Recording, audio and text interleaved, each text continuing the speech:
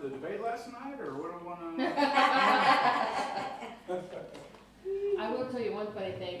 One of the people on our jury panel was at the event I was at last night. Really? Yeah, she came up and said hello. She was How young. about that? Oh, And I'm like, I'm sorry, I was so like out of it. And she's like, yeah, I was in your court today. I'm like, really? So, but she's not on jury. So. And I didn't watch the debate, so. Ah, well, there you go.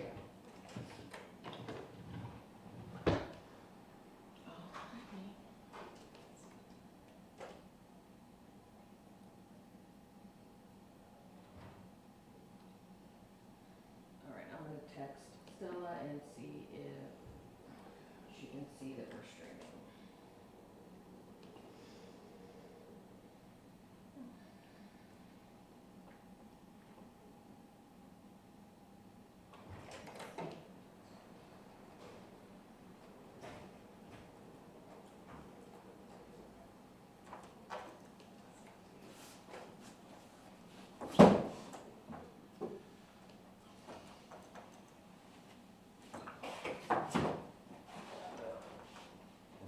do you need any stickers from me or anything? Yes. Okay. I think I have more back there.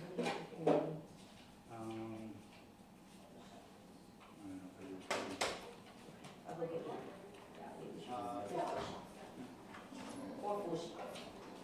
You gonna walk up to me and walk up? Yeah. Thank you. We know, we know. Okay, thank you.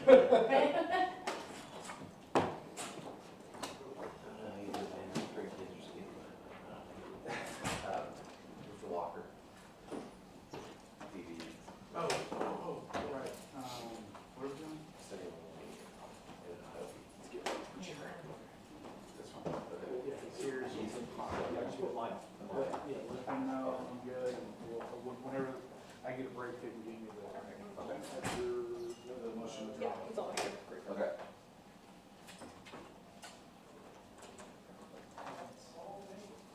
I do not join you though. No.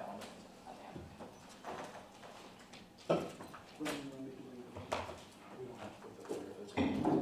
What do you want me to do? Once you get a little closer. I mean, name's pretty good. Get put it in the chair. No, I would be in there.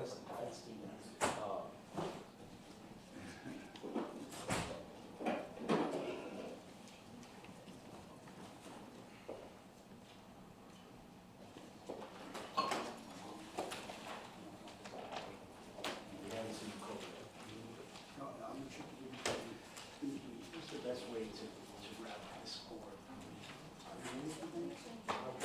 So behind me and behind us, strong subject. That's right. That guy's name from you?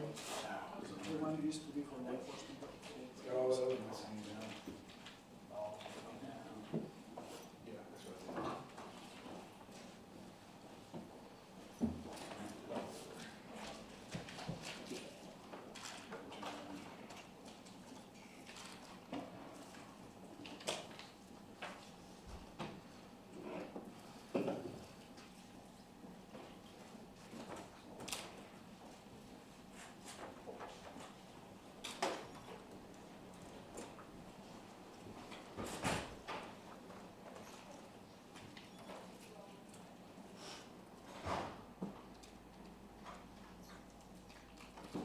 So many colors. I was gonna add to your mint stash. Perfect. You know me well. Mm-hmm. Hey, man, the mints. The mints are key to most people. There's a court coordinator that has this mint in a bowl. And there's days that Michael will be like, we need to make a really important stop. Yeah. And then we'll go to the coordinator and he just grabs a handful of mints.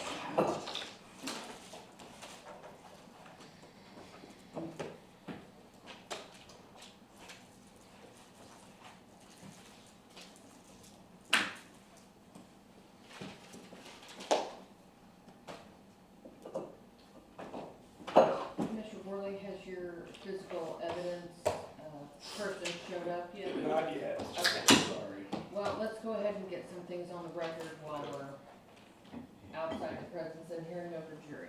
All right. Yes, Judge. Ready? Okay. Mr. Estrada, you can have a seat, thank you. All right, we are back on the record in cause number F22759091, the state of Texas versus Jordy Jose Estrada. We are outside the presence and hearing of the jury. I have already informed the attorneys of this morning, but this, I will now put this on the record. Juror 9, Ms. Watkins, who was number 30 in the veneer, texted me this morning and the bailiff, sending us a text that stated,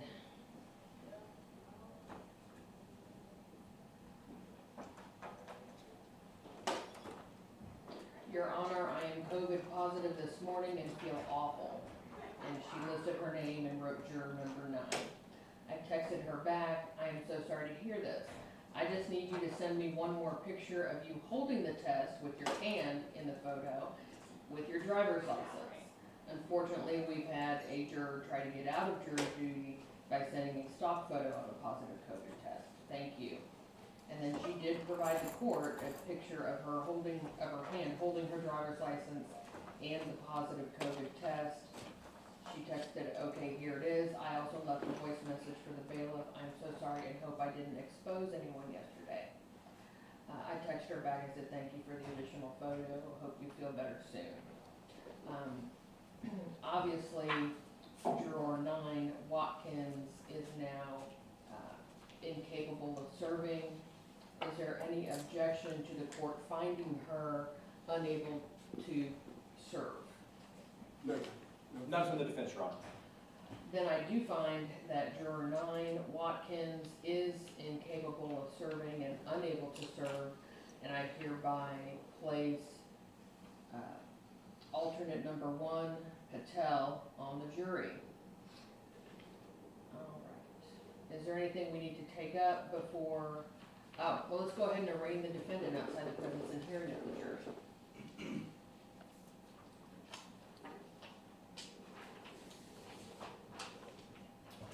Mr. Estrada, please stand. Thank you.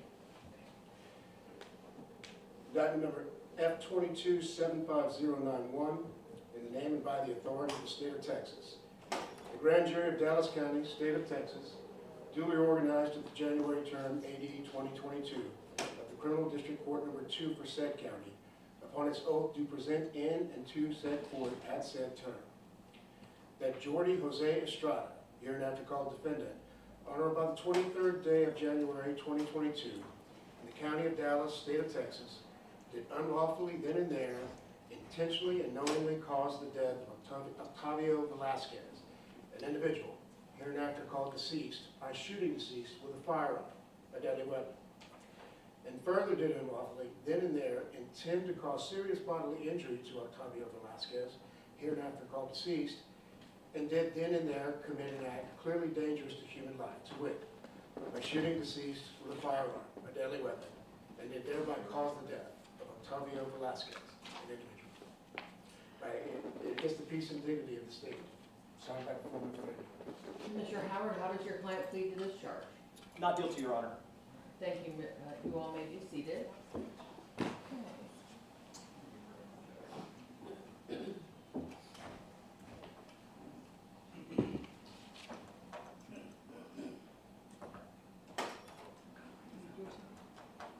Do you know something? Yeah. You know.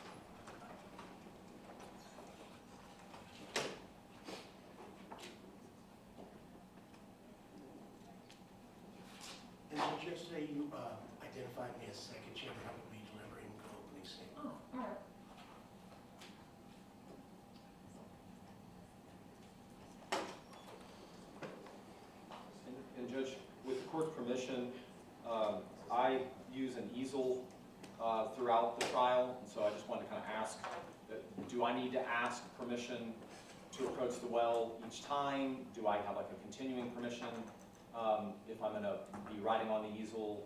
No, you can, use it at will, that's fine. Okay. I bring it out for opening, and then if there's a big point in a cross, not very often, I might write on it. So that's about it. Well,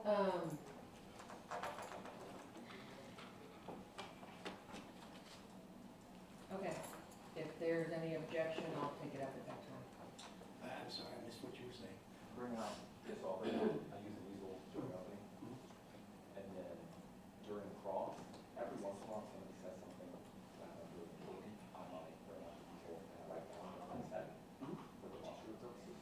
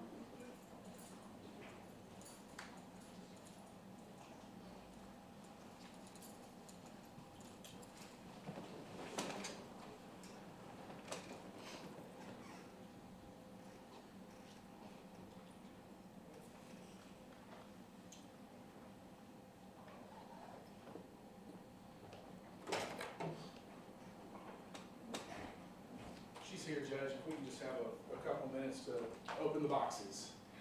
A couple. And you can come too, no? Yeah.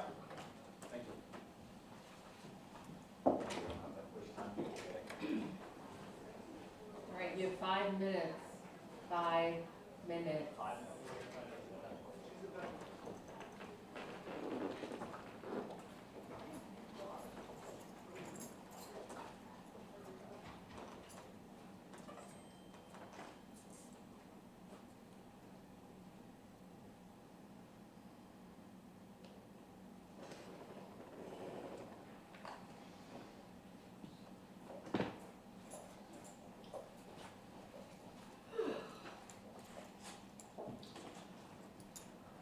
Now I went back to look at the evidence. Okay.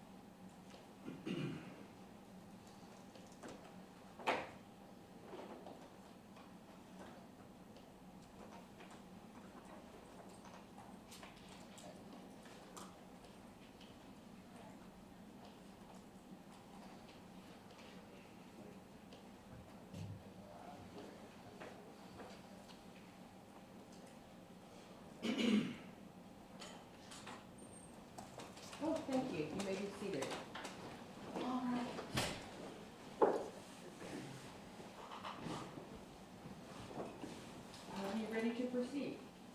State's ready, Your Honor. Defense is ready, Your Honor. Thank you. We are ready for the jury.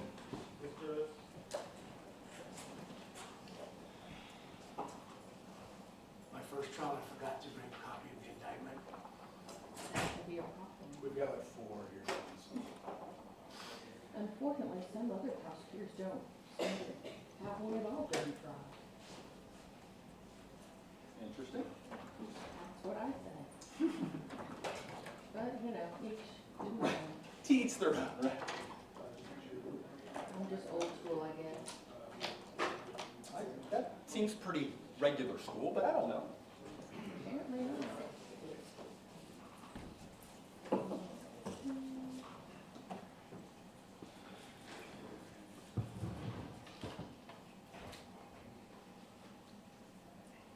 Oh. This is not on the record. Ladies and gentlemen in the gallery, if the rest of you could be seated for a moment so I can talk to the people in the gallery. This is a homicide, a murder case that has and can have a lot of emotions. However, this is a court of law, so if you cannot maintain your emotions, then you need to leave the courtroom. During testimony, you cannot sit there and shake your head like you disagree with the testimony or huff and puff and roll your eyes. That's not appropriate for a courtroom, all right? And all of your electronic devices certainly must be silenced as is written on the notification outside the courtroom. You cannot continually whisper to your neighbor while testimony is going on. You cannot be disruptive. If I see this behavior going on, then we'll have to take a break, and I will warn you that you cannot continue whatever behavior you're engaging in. After that, if you do it again, then you will be removed from the courtroom and excluded for the remainder of the trial. Does anyone have any questions? All right. Thank you very much. And Judge, we haven't discussed this before, but Jay and I were just talking, we're going to go ahead and invoke the rules. Okay. Then each of you must instruct your witnesses as to what the rule is. I have one witness that's going to remain in the courtroom, but I've already talked to Jay. It's an expert witness. There's no problem. I don't believe I have any witnesses in the room, Judge. All right.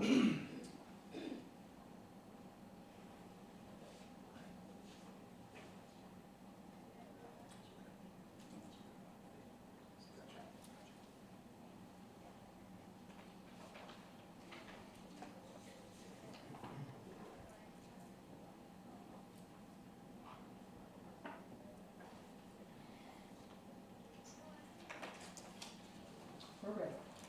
All right.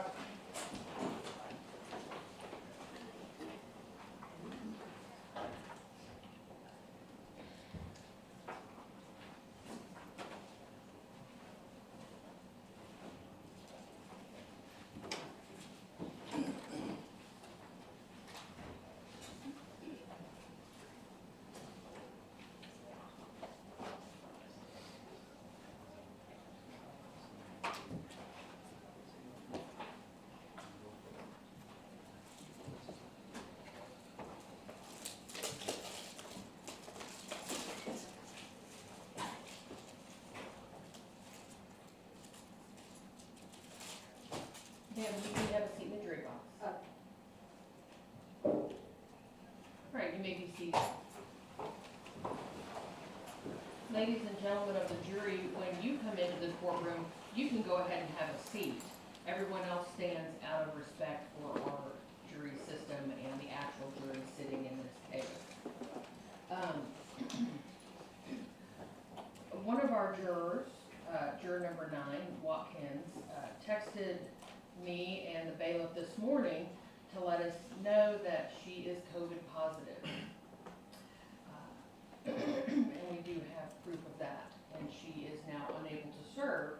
Therefore, Ms. Patel, you are now going from an alternate to an actual member of the jury. All right? The bailiffs, before you all came in, did sanitize the chair that she was in yesterday and where she was sitting during poor Dyer. So, and she wanted me to let you know that she apologizes if anyone else becomes ill while they're all together. All right, the first order of business is for the court to swear you in as the jury. So if you would all please stand and raise your right hand. Do you and each of you solemnly swear or affirm that in the case of the state of Texas against the defendant, you will a true verdict render according to the law and the evidence, so help you God?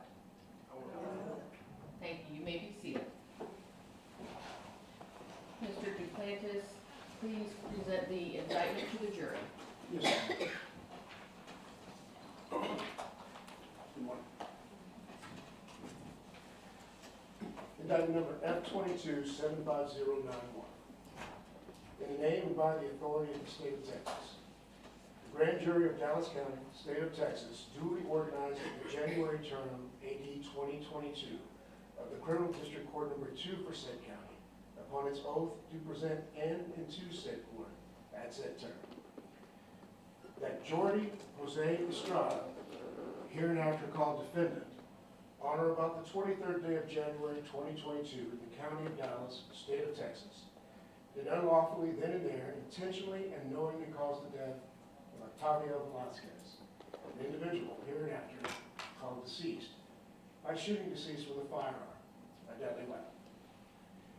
And further, did unlawfully then and there intend to cause serious bodily injury to Octavio Velasquez, hereinafter called deceased, and did then and there commit an act clearly dangerous to human life, to wit, by shooting deceased with a firearm, a deadly weapon, and did thereby cause the death of Octavio Velasquez, an individual, against the peace and dignity of the state, signed by the foreman of the grand jury. How does your client plead, Mr. Howard? Your Honor, ladies and gentlemen, Jordy Estrada pleads not guilty. So entered for the record. All right, will the state make an opening statement? We will, Your Honor. You may proceed. Thank you.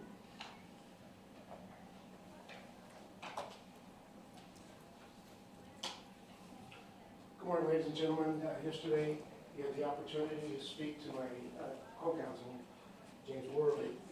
My name is Stephen Duplantis. I'm an assistant district attorney here in Dallas. What you're going to see over the next few days is evidence that's going to establish beyond a reasonable doubt all of the elements that we're required to prove to you, our burden. We're going to prove to you beyond a reasonable doubt that on January 22nd, 2022, County of Dallas, State of Texas, defendant Jordy Estrada intentionally and knowingly caused the death of Octavio Velasquez by shooting him with a firearm. If at the end of the trial you're not convinced beyond a reasonable doubt, then you will be. But if you're not, that's a not guilty. But I'm telling you now, and hold me to it, that you're going to know beyond a reasonable doubt that this is what occurred. Now, the one thing you'll note that we don't have to prove, what's not in those elements, is why. It's always the difficult situation. Why would someone shoot their longtime friend, their best friend, in the back of the head at point blank range? And to tell you why, I would have to look at the evidence and give you an argument. I have to give you my interpretation. And that's not for me to do. But I'll tell you what the evidence we're going to present to you is going to be.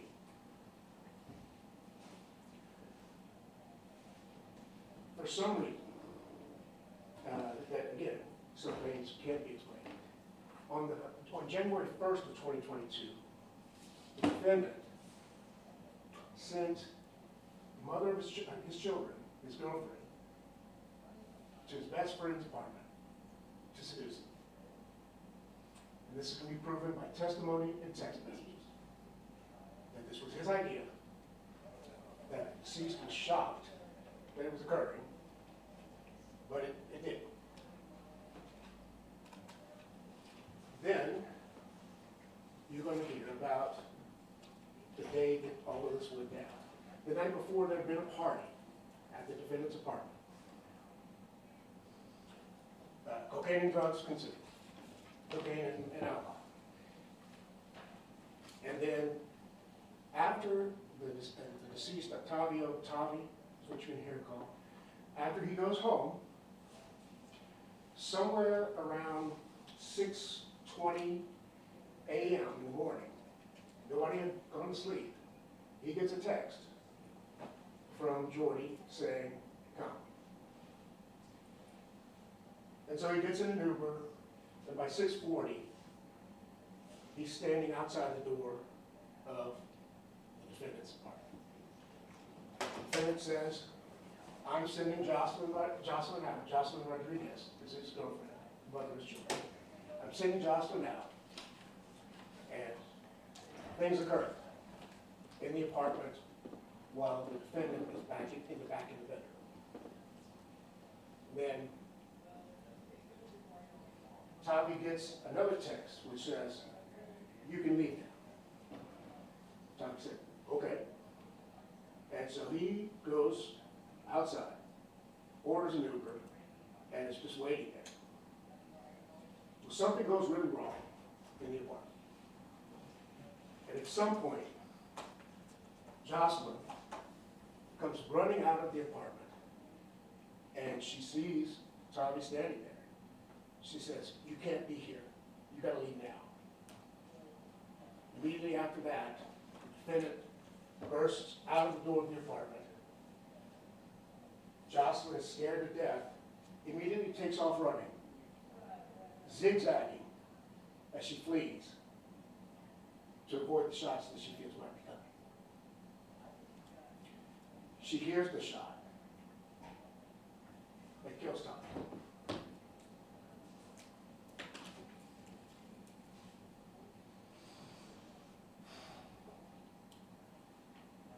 At 6:14,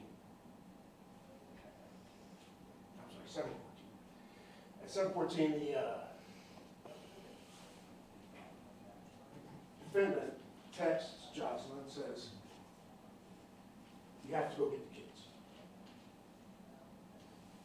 Because the kids, their two children, are still in the apartment. And then at 7:46, they dial 911. They call the police, tell them they have no idea what happened, that they heard a shot. The defendant says he looked out the door and saw an Uber driving away, and saw his friend lying face down. And you're going to have to listen to all that and determine for yourself what motivation the defendant had for all of these things. But again, bear in mind, we don't have to prove why any of this happened. All we have to prove to you is that it did. And I'm telling you, at the end of this trial, you'll be confident in saying that beyond a reasonable doubt, the defendant is guilty. Thank you, Mr. Duplantis. Mr. Howard, does the defense wish to make an opening statement, or do you reserve your right? I do, Your Honor. I wish to make an opening statement now. You may proceed. Thank you. If I may have a moment to get my easel out. You may.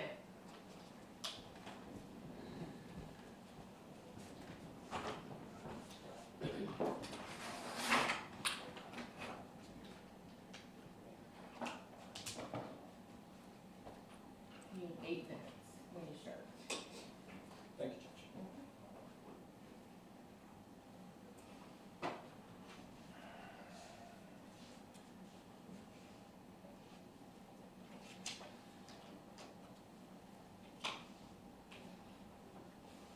May it please the court, counsel.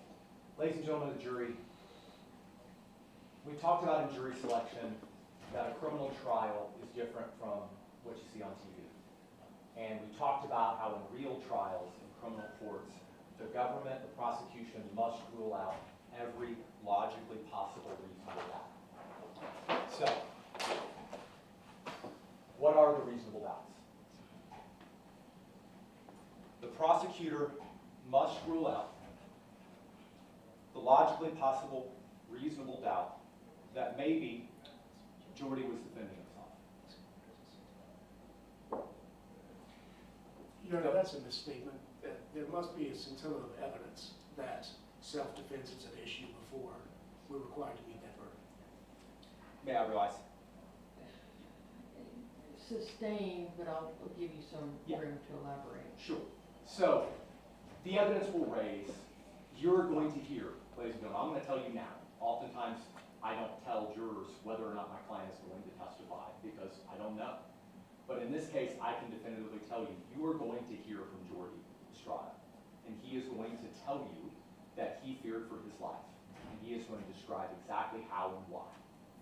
And I believe that the evidence will then raise the issue of self-defense. And once the court tells you that the evidence has raised it, by, as government just said, even a scintilla of evidence, then the prosecutor must rule out the logical possibility that maybe Jordy was defending himself. The prosecutor must rule out the logical possibility that maybe the gun went off involuntarily.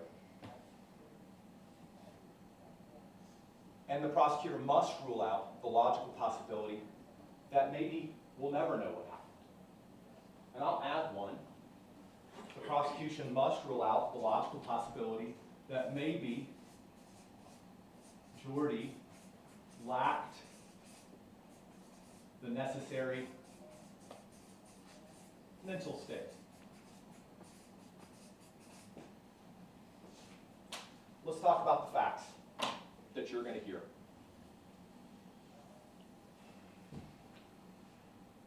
You are going to hear how Jordy grew up with Octavio. They lived just a few doors down from each other.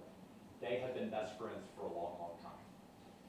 Talking all the time, texting every day, sometimes dozens of times a day, seeing each other all the time, gifts at Christmas, best friends.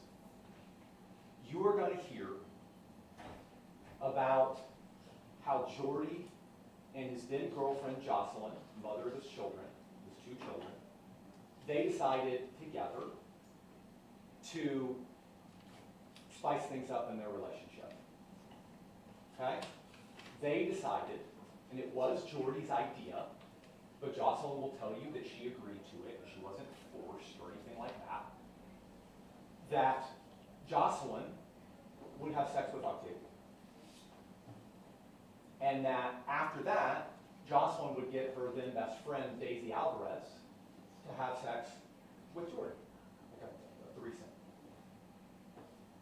So you are going to hear evidence that Octavio, on New Year's Day, in the early morning, after celebrating New Year's Eve with Jordy and Jocelyn and some other friends, that Jordy and Jocelyn talked about it, and Jocelyn went over to Octavio's and had sex with him. You're going to hear about how things went on as normal, still best friends, and no beef, no jealousy, no problem between them. And then on January 22nd, after all hanging out together, they invited Octavio back over in the early morning hours. Okay? That's the framework. And that when Octavio arrived, he and Jocelyn had sex in the living room of the apartment while Jordy was in the bedroom. So, let's take these one at a time. The prosecution must rule out the logical possibility that maybe Jordy was defending himself. I only have a few minutes, and this is just a preview of the evidence. But you are going to hear how Octavio was substantially bigger than Jordy. 5'8", 217 pounds versus 5'6" and 150, 160. You are going to hear that Octavio was high, on cocaine and drunk that night, from multiple witnesses, as well as the medical examiner who tested him as part of the autopsy. You are going to hear about how alcohol, obviously we all know, can make someone aggressive or unpredictable, and so can cocaine. And you are going to hear about how cocaine intensifies and prolongs the intoxicating effects of cocaine. You are going to hear how about when Jordy told Octavio to leave and he didn't, after repeatedly telling him to leave, Jordy went outside, Octavio and he exchanged words, Octavio moved towards him, and it all happens really fast. Jordy loses his balance, and the gun goes off. So, if the evidence raises it, the prosecution must rule out the logical possibility that maybe Jordy was legally defending himself. We're going to talk a lot more about that. The prosecution must rule out the logical possibility that maybe the gun went off involuntarily. You are going to hear from a firearms expert or two, former FBI special agent, former FBI firearms instructor, Texas Department of Public Safety firearms instructor, et cetera, about how involuntary discharge, accidental discharge, unintentional discharge of a firearm can happen, and how it's actually a lot more common than some people think. Those of you who on your questionnaire said that you thought it was likely, that's what the science and the experts said. That he is going to talk to you about the three ways involuntary discharge can happen. And by that, he will explain how it is not a voluntary willful act in an involuntary situation. It is a physical reflex. It is a convulsion. It is something that one of us is not in control of. He will describe how that can occur in the scientific studies that have established that. And that is a complete consensus within the scientific community. And he will explain how each one of those, or even all three, could have been the issue in this situation. So the prosecution must rule out the logical possibility that maybe the gun went off involuntarily. I'm going to skip, maybe we'll never know. Prosecution must rule out the logical possibility that maybe Jordy lacked the necessary mental state. You've heard intentionally and knowingly, and you heard the definitions. Intentionally is conscious objective. Knowingly is aware of a substantial risk that the outcome will occur. You are going to hear from Jordy that it was never his conscious objective. You are going to hear from him that the last thing he ever would have wanted to do was end the life of his best friend for almost his entire life. The godfather of his son. You are going to hear that this was a tragedy. You are going to hear evidence that will raise that as a doubt in your mind. And I want to address something. The prosecution in their opening statement said that Jordy was shot in the back of the head. Octavio was shot in the back of the head. That is technically true, but misleading. And I don't mean intentionally so. It is what it is. Back of the head implies, I go up to somebody and I shoot them like this, and it goes in and goes out, execution style. This bullet went in the upper back, exited a 1/16 of an inch higher with just a flap of skin between, and then re-entered at the base of the neck, and then lodged in the brain. You're going to hear from the medical examiner that determined the trajectory of that bullet is straight up, slightly back to front, and slightly left to right like this. Not exactly in line with an intentional or knowing killing. You are going to hear how that lines up directly with the person, when the gun goes off, that is on the ground, shooting upwards. So the prosecution must rule out the logical possibility that maybe Jordy lacked the necessary mental state. And finally, the prosecution must rule out the logical possibility that maybe we'll never know. There is only three people that were out there when Octavio's life was tragically cut short. Octavio, who obviously can't tell us what happened. Jocelyn, who ran away and has consistently told everyone who will listen that she never saw a gun and that she never saw a shot and that she just heard it as she ran away. So not a single witness the state can bring you will tell you what happened at the moment the gun went off or at the moment just before the gun went off. There's not a single witness other than Jordy who can tell us exactly what happened. So the bare facts are, we're never going to know exactly what happened. We can make assumptions, and maybe those assumptions are strong enough to get you beyond a reasonable doubt. That is your decision to make. But the government must rule out every logically possible reasonable doubt. And you're going to hear more. And you may come up with other logically possible reasonable doubts as you hear the evidence. And you can put those on your own notes or on your own list. It is the government's job to rule out every logically possible reasonable doubt. And if they don't, and I believe they will not, the law will require you to find a verdict of not guilty. Thank you. Thank you, Mr. Howard.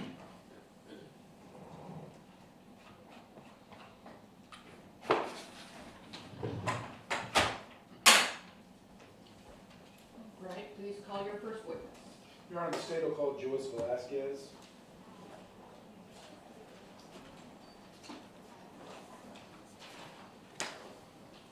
Please instruct your witnesses regarding the rule being invoked.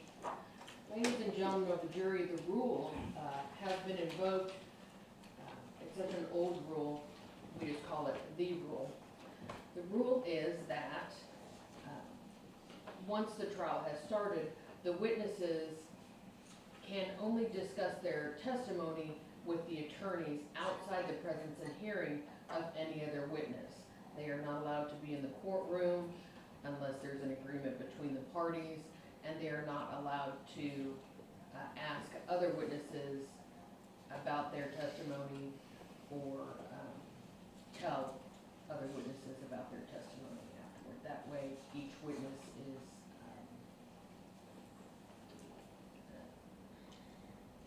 that's what I'm looking for. Well, they just can't talk about it. That keeps them pure, so to speak. All right, come on forward, ma'am.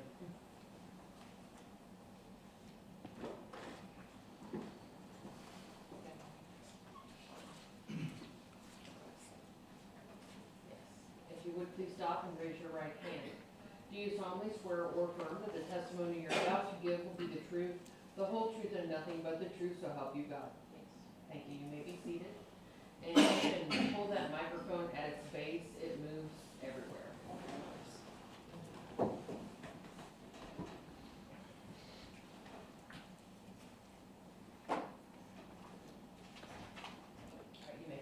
Thank you, Judge. Good morning. Good morning. Would you please state your name and spell your first and last name for the court reporter? Yes, it's Joyce Velasquez Hernandez. First name is Joyce, last name is Belazquez, Hernandez.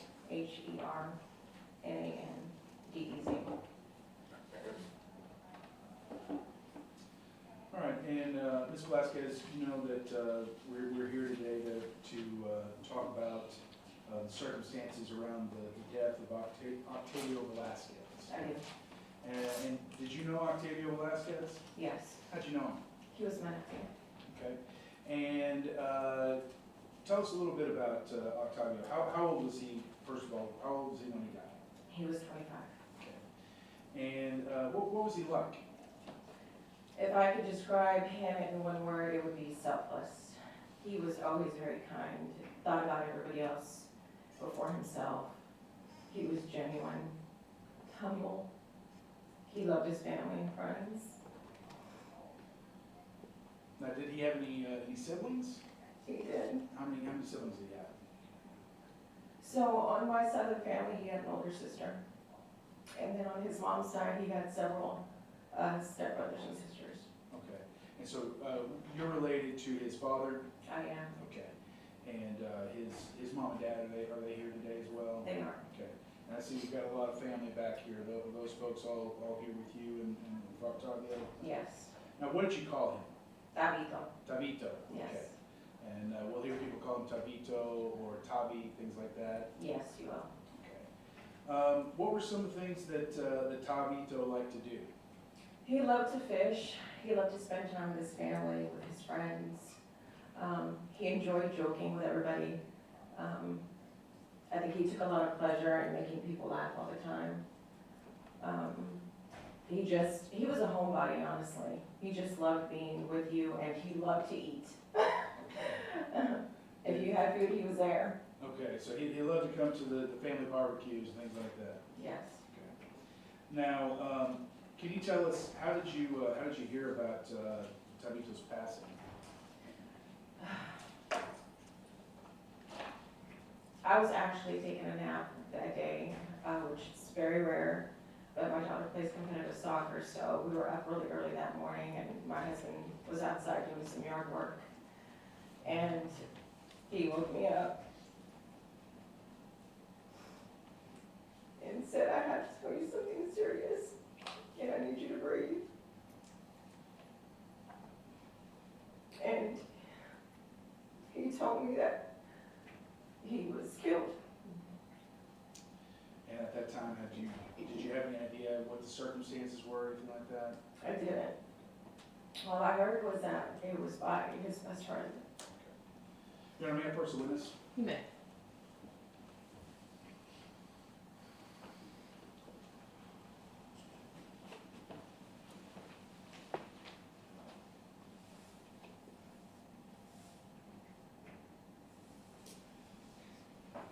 All right, Joyce, I'm going to show you what's been marked as State's Exhibit Number 1. You recognize this? I do. What is that? It's Tabito fishing. Okay. He was super excited to catch that fish that day. And is this a fair and accurate depiction of Tabito as he looked generally around the time that he died? Yes. Okay.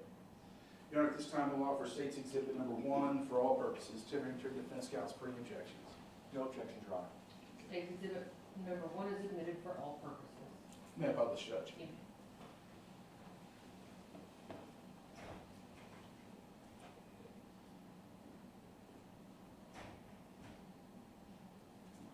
So this is a picture of Tavi while he's doing his fishing.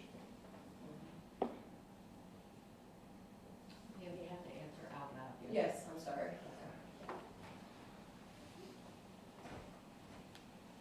Okay. Now,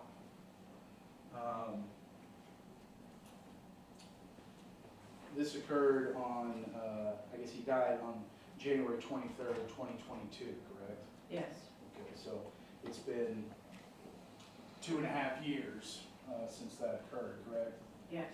And I know it's been a long wait for you and your family to get here to this day. It has.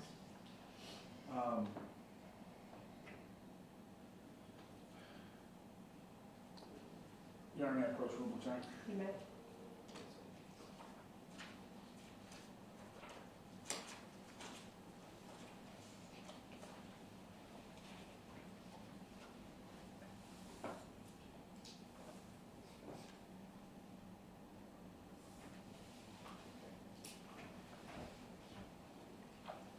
Now, Joyce, we talked about one of the things that you're going to have to do here today was that we were going to have a photograph that shows Octavio after he passed away in an autopsy photo. Yes. Okay, and so we're going to do that for record purposes so that we can use it later in the trial. You understand that, correct? I understand. Okay. Your Honor, may I approach? You may. All right, so I'm going to show you what's been marked as State's Exhibit Number 2, and just tell me if you recognize this photograph, okay? I do. Okay, what is that a photograph of? Tabito. Okay, and so this is a picture of Octavio And that photograph is him, passed away, and there are a series of numbers across the bottom of the picture. Is that correct? That's correct. Your Honor, at this time, I'm going to offer State's Exhibit number 2 for purposes of the record. Defense Counsel? No objections. State's exhibit number 2 is admitted for record purposes only.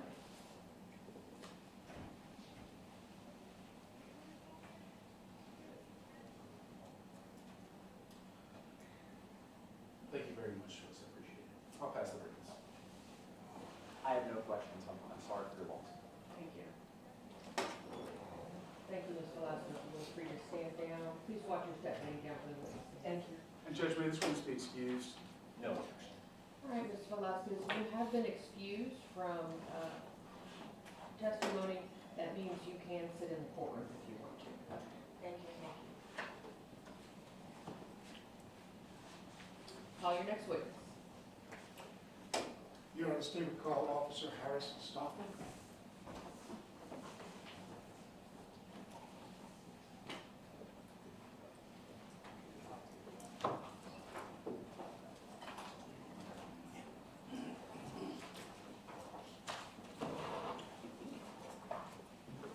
All right, officer, if you would please stop and raise your right hand. Do you solemnly swear or affirm that the testimony you're about to give in this case will be the truth, the whole truth, and nothing but the truth, so help you God? I do. Thank you. You may be seated. And as you know, that microphone moves at its base. You can make it closer or farther. You may proceed. Thank you, Your Honor. Good morning, Officer Stockton. Would you please spell your name for the record? My first name is Harrison, Harrison. Last name is Stauffer, Stauffer. And Officer, how long are you employed? 8 years. Who employs you? The city of Dallas. And what is your position there? I'm a police officer. And I take it you've been that for 8 years Yes, sir. now. What kind of training did you have to undergo to become a police officer? 8 months of police academy, along with approximately 8 months of infield training. Are there any continuing education requirements? Yes, sir. What have you done to continue your education? I've gone to the in-service academy to update all my training that I received in the academy. And what kind of things do they train you on? Basic crime scene, how to answer calls, arresting people. Interviewing witnesses? Yes, sir. And were you employed in this capacity on January 22nd of 2022? Yes, sir. And do you remember taking a call for a shooting that happened in southwest Dallas on Singleton Street? Yes, sir. And did you respond to that call? Yes, sir. Before we go any further, let's just clarify what we're talking about. May I approach you? You may. I'm showing you what is a series of Google Maps. In this first one, what does that look like to you? Do you recognize it? Yes, sir. What is it? City of Dallas. In Dallas County, right? Yes, sir. And in this, does that appear to be a closer view of the city? Yes, sir. And does this picture depict where the incidents occurred? Yes. Would it be that red indicator there? Yes, sir. Mr. Duplantis, if you could please indicate for the record which exhibit you are having the witness identify. I will, Your Honor. And my understanding is that we're on number 3. That is the next one. All right, so Exhibit 3 was that's the broad picture of Dallas County, right? Yes, sir. And then 4 is the close-up of the city that you identified.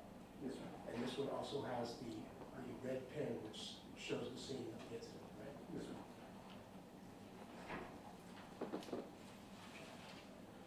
showing you what's been marked for identification as State's Exhibit 5.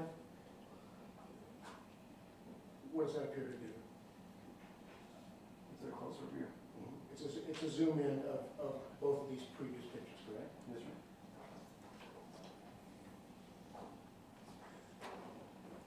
Now, on the exhibit marked as State's Exhibit 6,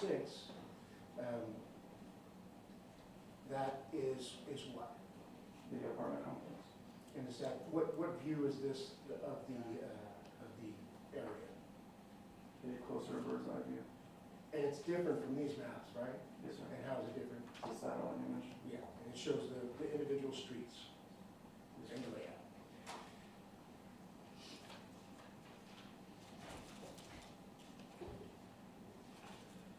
Okay, State's Exhibit 7, this exhibit is marked for identification 7. What is that? It is the front view from Google Street, The front view of what? the apartment complex. And is this the apartment complex where the incidents that we're here about took place? Yes, sir. And this picture marked as Exhibit 8, State's Exhibit 8, is this another view? Yes, sir. Where does this view appear to be taken from? The street as well, but in the parking lot of the apartment complex. So from the rear Yes, sir. of the company. This picture is from the front, this picture is from the rear. Yes, sir. Now, the state would offer exhibits 3 through 8 for all purposes, tendering to the defense counsel. Thank you.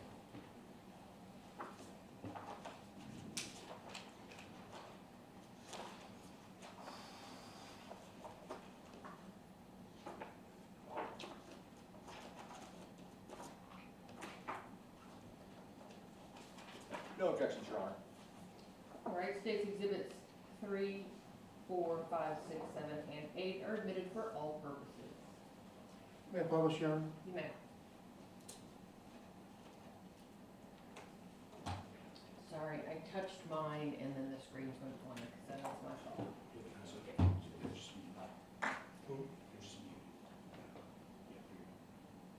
We learned that yesterday.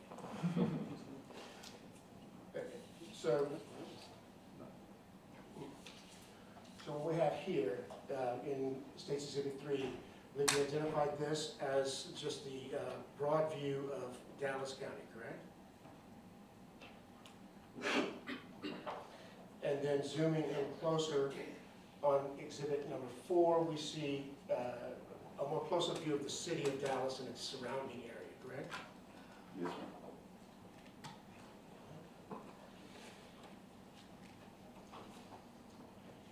Exhibit 5 zooms in a bit closer to the southwestern part of the city. And this one has the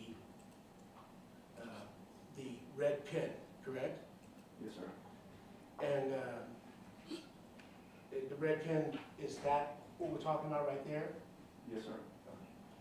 And that's the scene where all of these events occurred, correct? Yes, sir. Looking closer, we see the satellite street view that you identified with a close-up of the apartment complex. And what is the street that goes right in front of it? South Vernon Avenue. And then the streets here on the side.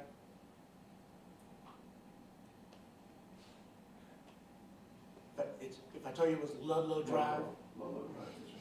so the apartment complex is basically at the corner of South Vernon and Ludlow Drive. Yes, sir.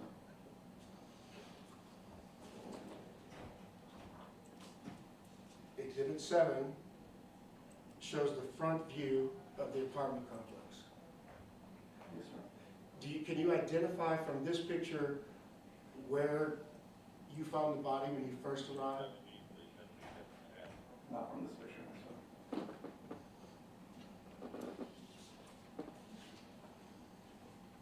And State's Exhibit 8, you identified as the rear of the complex. Would this give you a view as to where this occurred? Yes, sir. Where did you find the body of Octavia? I found the victim between the sedan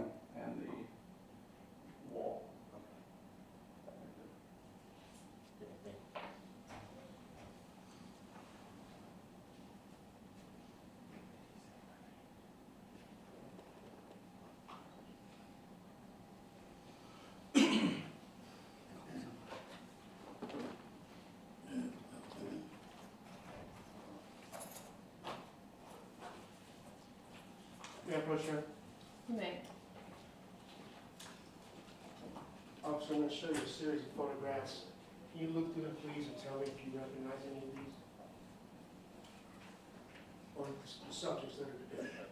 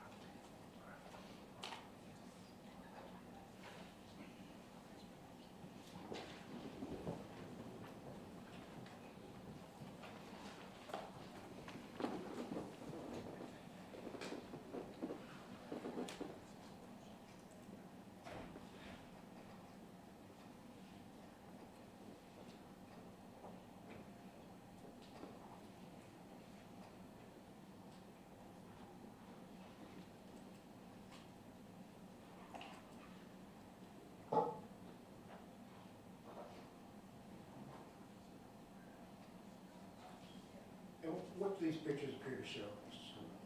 The crime scene. And do these photographs fairly and accurately depict the scene as you saw it when you arrived on the morning of the 22nd? Yes, sir.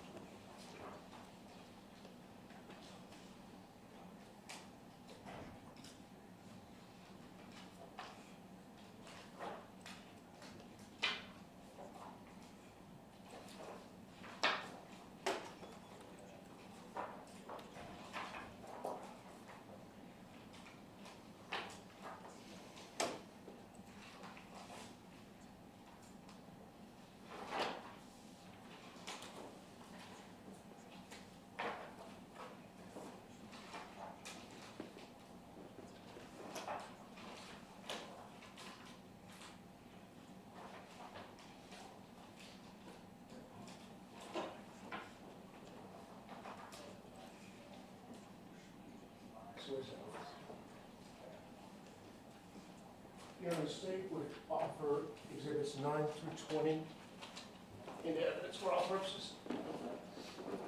Continue with the defense counsel. Judge, if I can just have just a second. You may.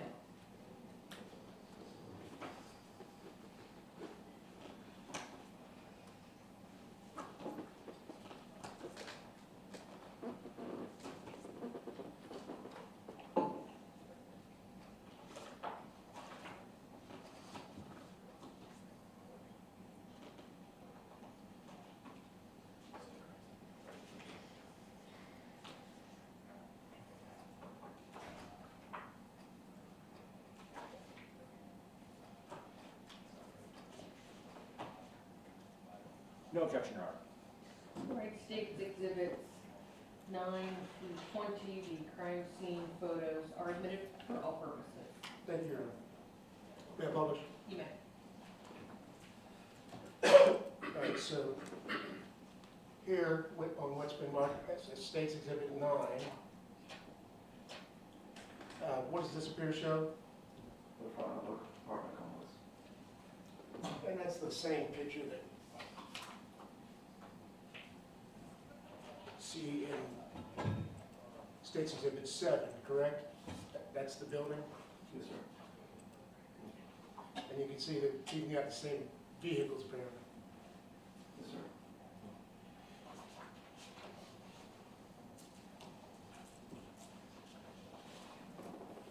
What does State's Exhibit 10 appear to show? The hallway to where the victim was found.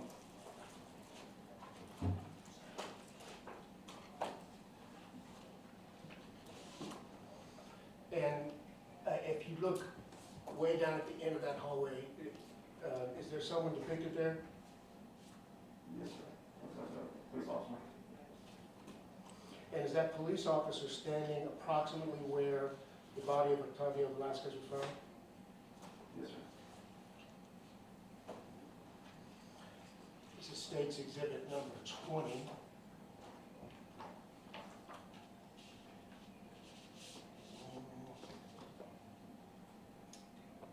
What is this? That is the victim on the ground.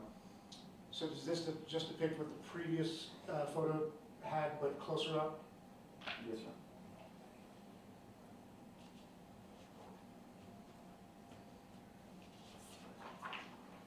And here, in Exhibit 16,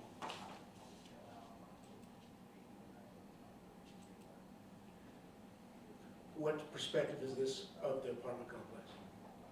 The same as the Dual Street view from the rear. But this is the one taken from the rear, correct? Yes, sir. And is that the body of Octavio between the building and that black car? Yes, sir.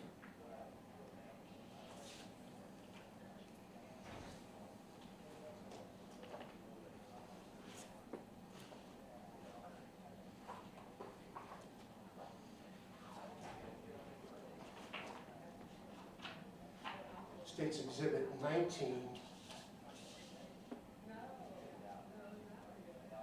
Was that another picture of the deceased?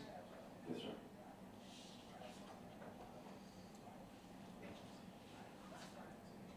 Now, let's see.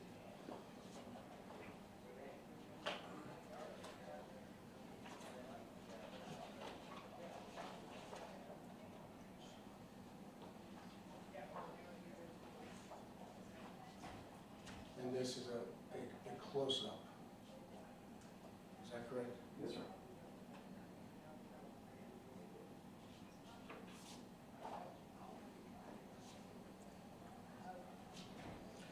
State's Exhibit number 12.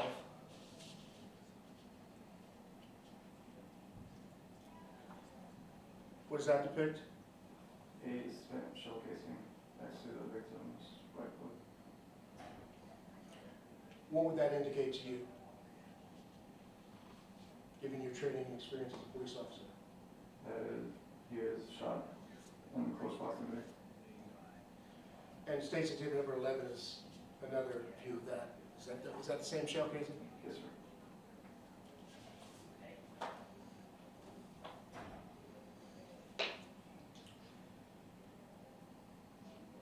State's Exhibit number 15 is depicting what? A single gunshot wound to the victim's neck, lower head.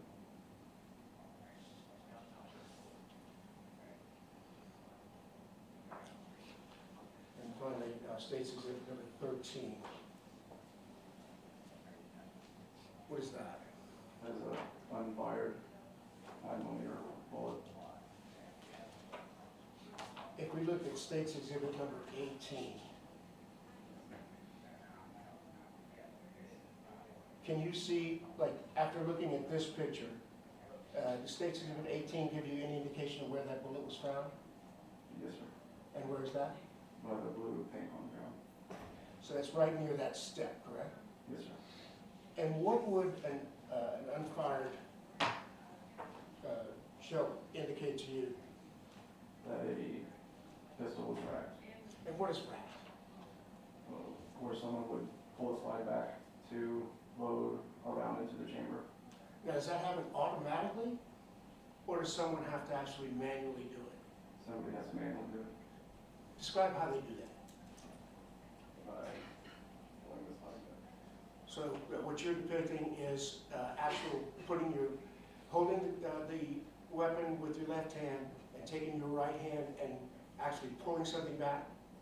Yes, sir. And it makes a distinctive sound, doesn't it? Yes, sir.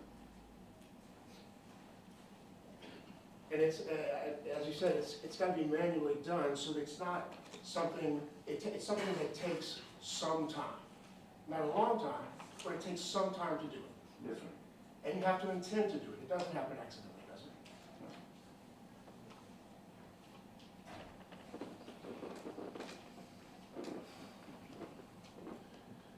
So without knowing anything else, just examining those pictures and the two casings, what do you envision having happened there? I'm gonna object to speculation, he's not an expert. Sustained. Well, Your Honor, I'm asking based upon his training and experience as a police officer. 8 years. If you can lay a predicate for an analysis regarding crime scene. Let me get a shot. I believe you mentioned that you do have continuing education as part of your job, right?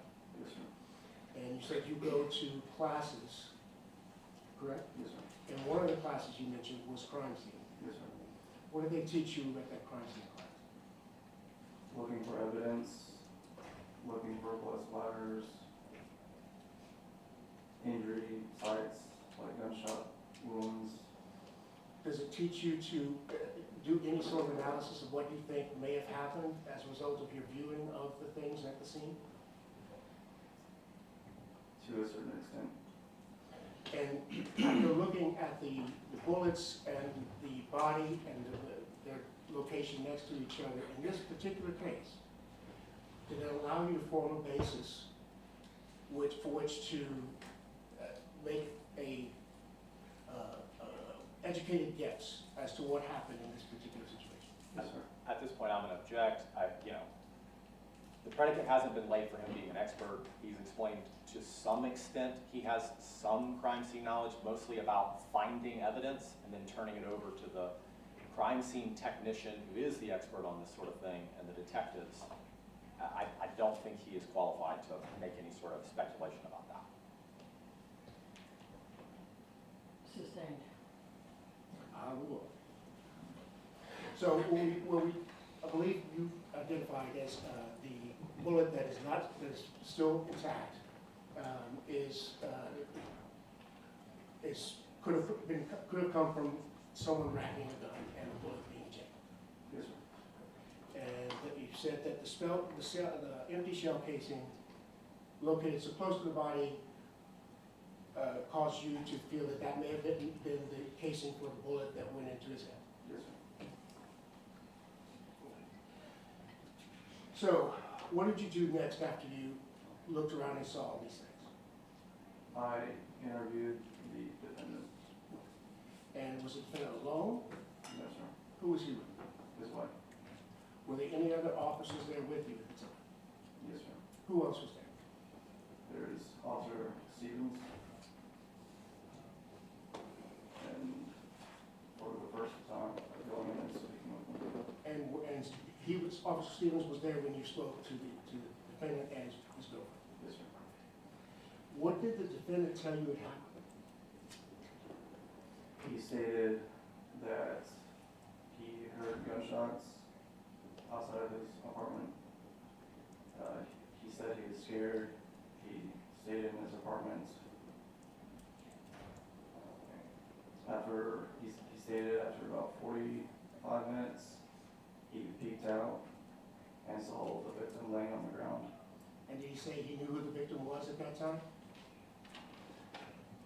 He said it was his best friend.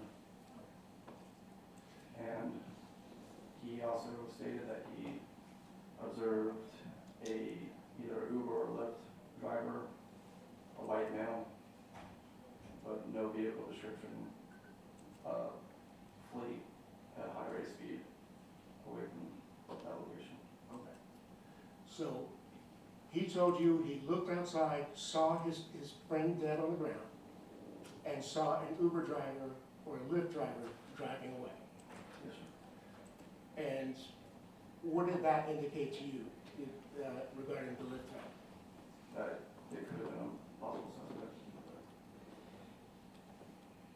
And were you able to locate any Lyft driver that matched that description?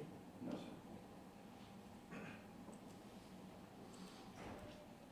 So based upon what you know now, from looking at the scene and interviewing the defendant and his girlfriend,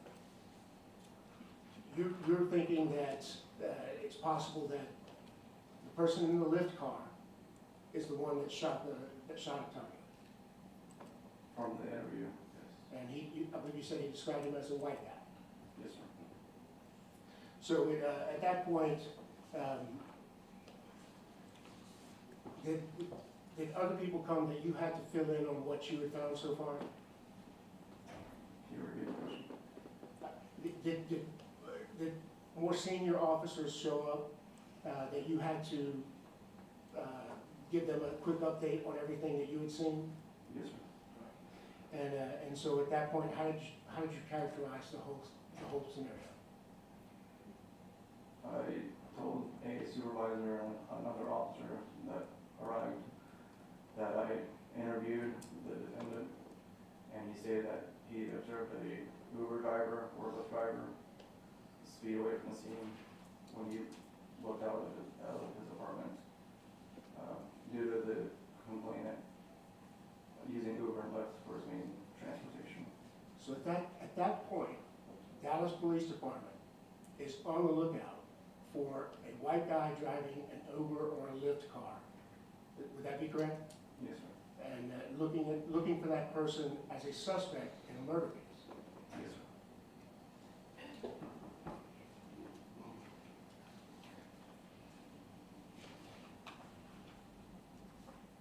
This apartment complex that you responded to the shooting at, is that located in Dallas County? Yes, sir. And is that in the state of Texas? Yes, sir. Is a gun a deadly weapon? Yes, sir. And was a gun the instrument that caused Octavia's death? Yes, sir.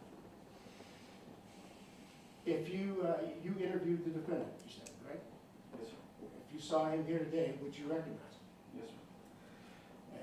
Is he sitting somewhere in the court today? Yes, sir. Where would you describe him as being? Sitting right there. Blue shirt, black tie. Okay, so if, say I'm starting, call me number one and Mr. Worley number two and go down the line, what number would the defendant be? Number 5. Your Honor, let the record reflect that the witness has identified the defendant in open court. The record will so reflect.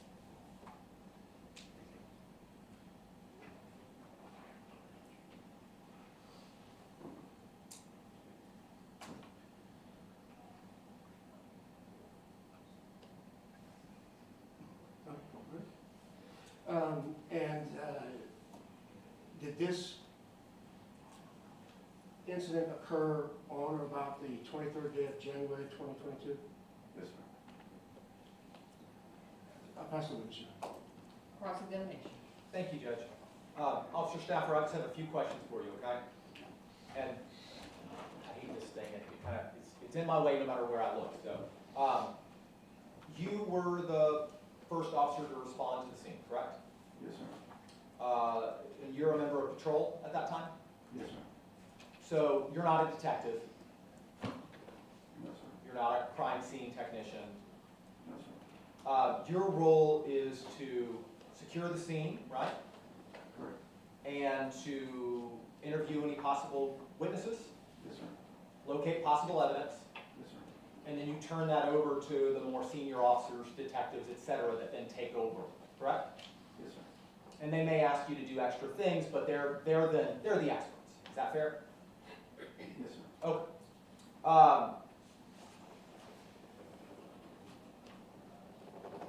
You're aware that they found police, by they I mean y'all, the police, the various officers that were out there, found a lot of shells in the area around that apartment complex, and there was a field nearby, correct? Were you aware of that? No, sir. I'm sorry? No, sir. No, okay. So you weren't aware that there was a lot of shells and bullets and whatnot that were found that had nothing to do with this case? Correct. Okay. You don't test evidence like bullets, do ballistics testing, that sort of thing. That's not your job, correct? Correct. So you can say, I found a shell, right? Yes. This might be involved. I don't know, but I'm going to turn it over to the crime scene people. Right? Yes, sir. The unspent bullet that was found near the blue paint You don't know if that's involved or not involved, and that's not your job, correct? Yes. Yeah, you're not the one who tests it, you just know, hey, there's a bullet on the ground, I'm gonna tell the crime scene people that it's there. Yes, sir. You obviously weren't there when the gun went off, Correct. and you didn't see the gun go off, right? Right. You weren't there in the moments before the gun went off. Yes, sir. You don't know what Octavio was doing in the moments before the gun went off. Yes, sir. You don't know what he was doing when the gun went off. Yes, sir. You don't know if Octavio was the aggressor in that moment or not, right? Correct. Because you weren't there. Correct. No further questions, Your Honor. Briefly, Your Honor, if I may. You may. Officer, did you find any weapon on the deceased? No, sir. No gun, no knife, no brass knuckles? No, sir. Just show you real quick again, states exhibit number 20. All right, do you know where the defendant's apartment is? Yes, sir. And where is it? It is the second door, to the last door on the right. There's two doors right next to each other. Okay. It'll be the right one if you're looking at it. And so, I mean, how far away from those steps? The defendant would have had to walk down those steps coming out of his apartment, right? Correct. How far approximately would you say from those steps is the body? Approximately 5 feet. And in what direction is is Octavio's head facing in relation to the door that the defendant came out of? Away.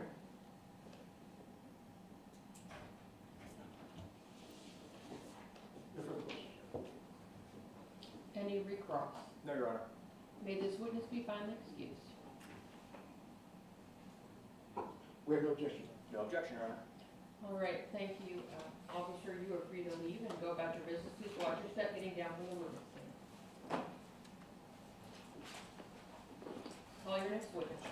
Your Honor, stand called Detective Brewster Billings.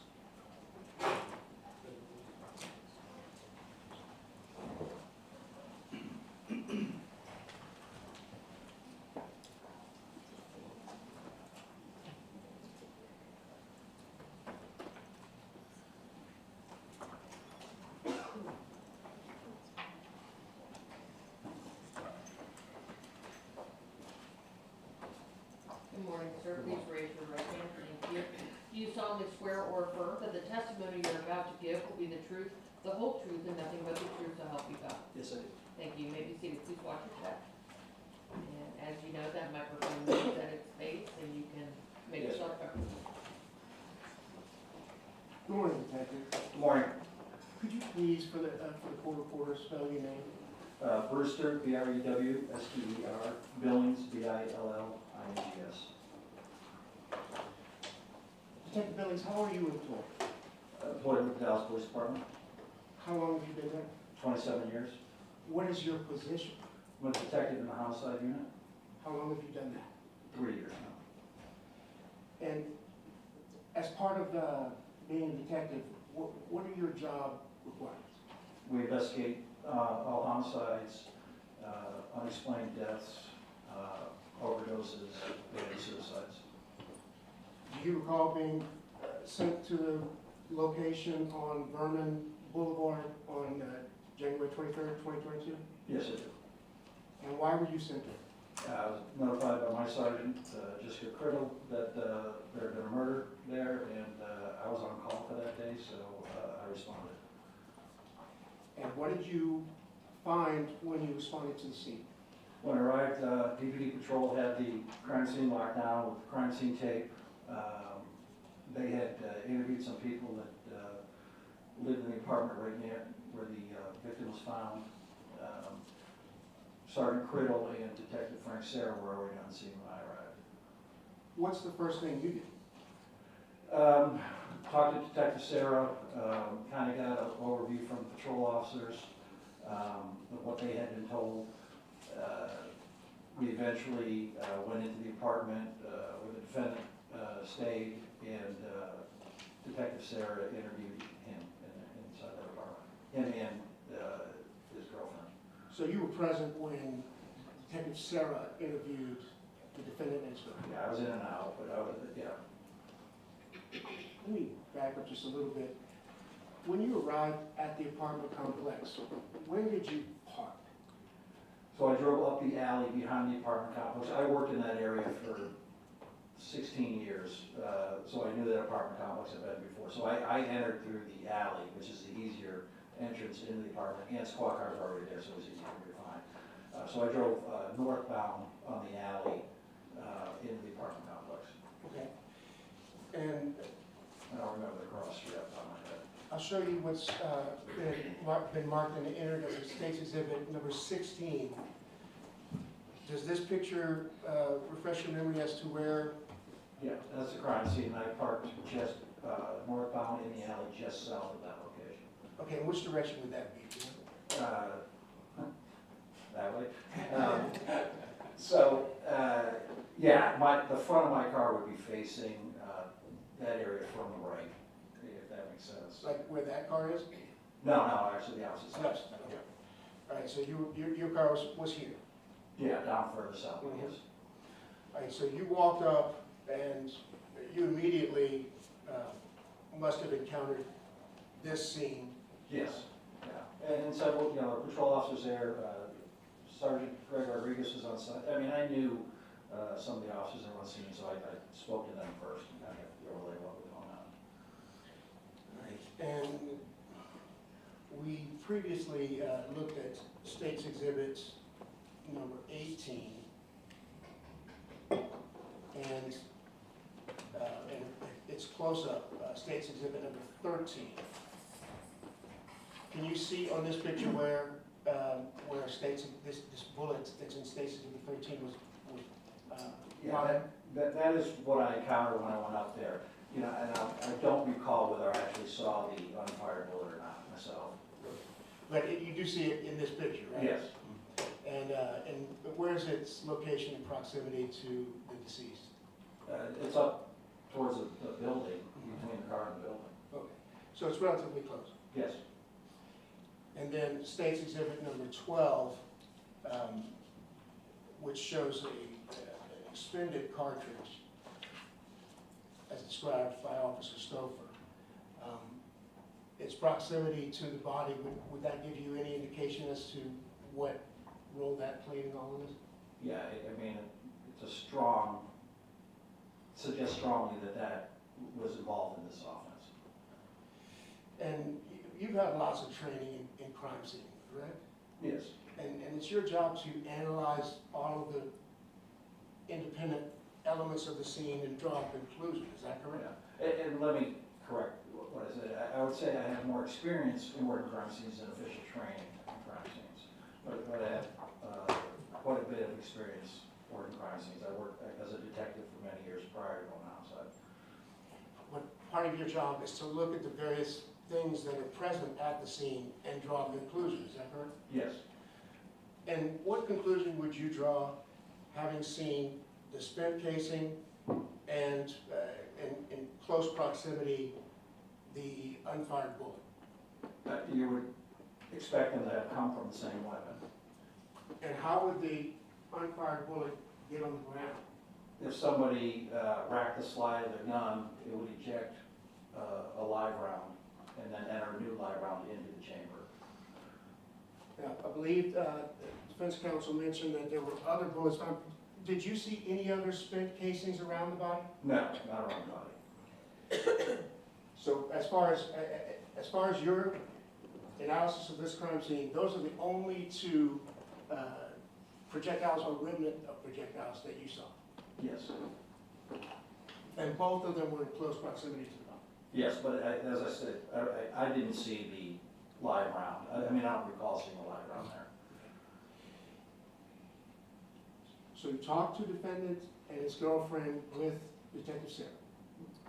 They spoke to him, I was in the room. What was the defendant's demeanor?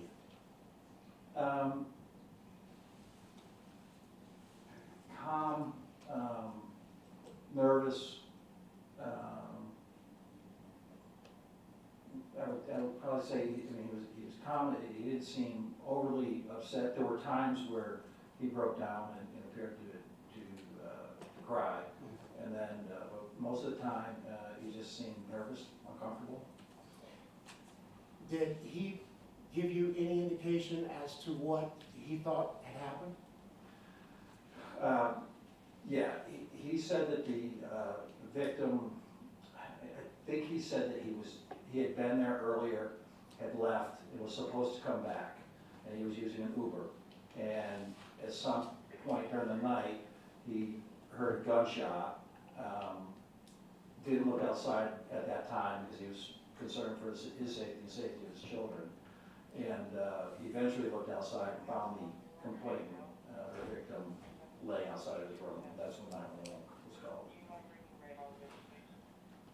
At some point, you wrapped up what your role there was, correct? Yes, yeah, we canvassed the apartment complex, looked for witnesses, video, things of that nature, and eventually were clearing out the office location. At that point, was crime scene, the crime scene analyst gone? Yeah, we were all wrapping up at the same time and So you went to your car, yes. and what happened at that point? So I was in the alley and there were squad cars up in front of me, so I couldn't pull through the alley, so I backed up out of the alley from where I came from. As I was backing up, I noticed on the west side of the alley, in what's appeared to be a vacant lot, up against the fence line for a residence, I saw a black backpack just sitting there. It just seemed odd and strange to me. What did you do with this strange item? I went up to it, I mean, it appeared to be abandoned property. I looked inside, it was partially open, I could see that there was money inside. I called Detective Sarah back and patrol officers back. We looked in the contents of the bag. There was a jar with marijuana in it, a little bit of marijuana, there was cash in it, and then there was some, what appeared to be school paperwork. Did you, at this point, you had no idea who this belonged to? It was just abandoned No, property? we had no idea. It was out of place, that's all. Upon closer inspection, did you see anything in the bag that could identify its owner? Yeah, there was like I said, there was like school paperwork, school and work paperwork, and it had the defendant's name on it.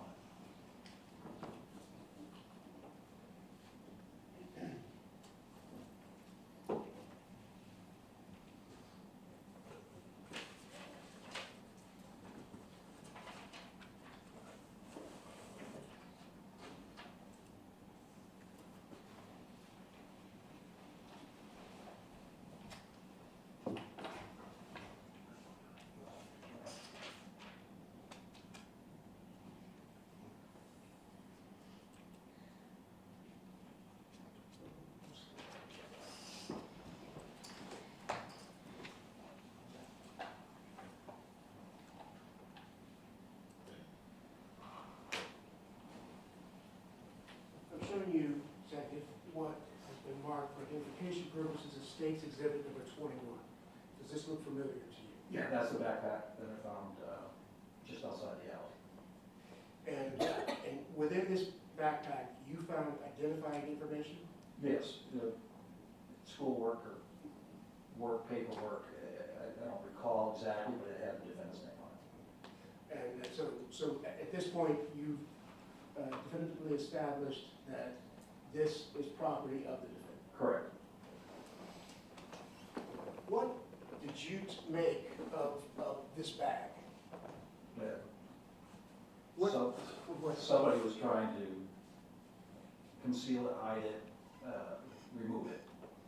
Get it away from the scene. Correct. And so at that point, did you think they had any relation to the events that had occurred? Yes. Remember? What did you do at that point? I called Detective Sarah, who's the lead detective in this case. I called him back to location. I called patrol back to location, and I called crime scene back to location. they came back, what did collectively the group of you do? And I stayed with the bag, and let crime scene, come and process it, take possession of the bag. Detective Saracen and patrol officers went back to, the apartment complex. And did you join it? Eventually, yeah, eventually I did. And when you went back, what did you see? They were taking the defendant into custody, underneath, it's kind of like a breezeway, but it's not a breezeway, and there's a grill, like a drum grill, right there where they were taking into custody. I'll show you what has been entered into evidence as exhibit number 14. Is that the area you're describing? No, it's like an indentation, I can't tell if that's alongside of the wall where it is from a different angle or not. But the first photo you showed of the apartments, if you're walking in, it was straight ahead. Oh. And I believe you said there was a grill in there? Yeah, like a, I don't know if it was a weapon, but like a weapon drum grill. When you first left the scene, was the defendant a suspect? No. At that point, what was your conclusion as to what had happened and what your next step would be? Really didn't know. We thought we might be looking for an Uber driver that brought him there. We didn't know whether somebody else had come up when he arrived. And we didn't know if the defendant was involved. We just didn't know when we left. Cleared the crime scene. So if you hadn't found that bag and brought everyone back, it's possible that the defendant would never have been arrested. It's possible. I hope we're better than that, but it's possible.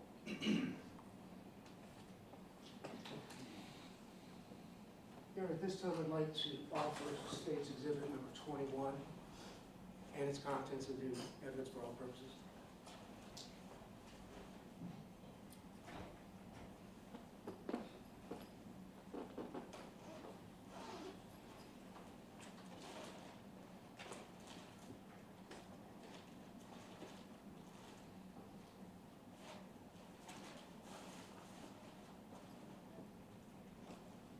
No objection, Your Honor. State Exhibit 21, the black backpack and its contents are admitted for all purposes. Thank you, Your Honor.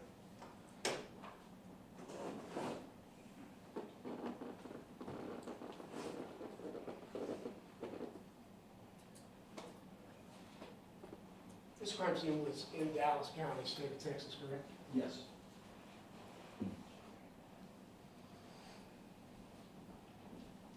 And this was on or about January 23rd, 2022? Yeah, that sounds right.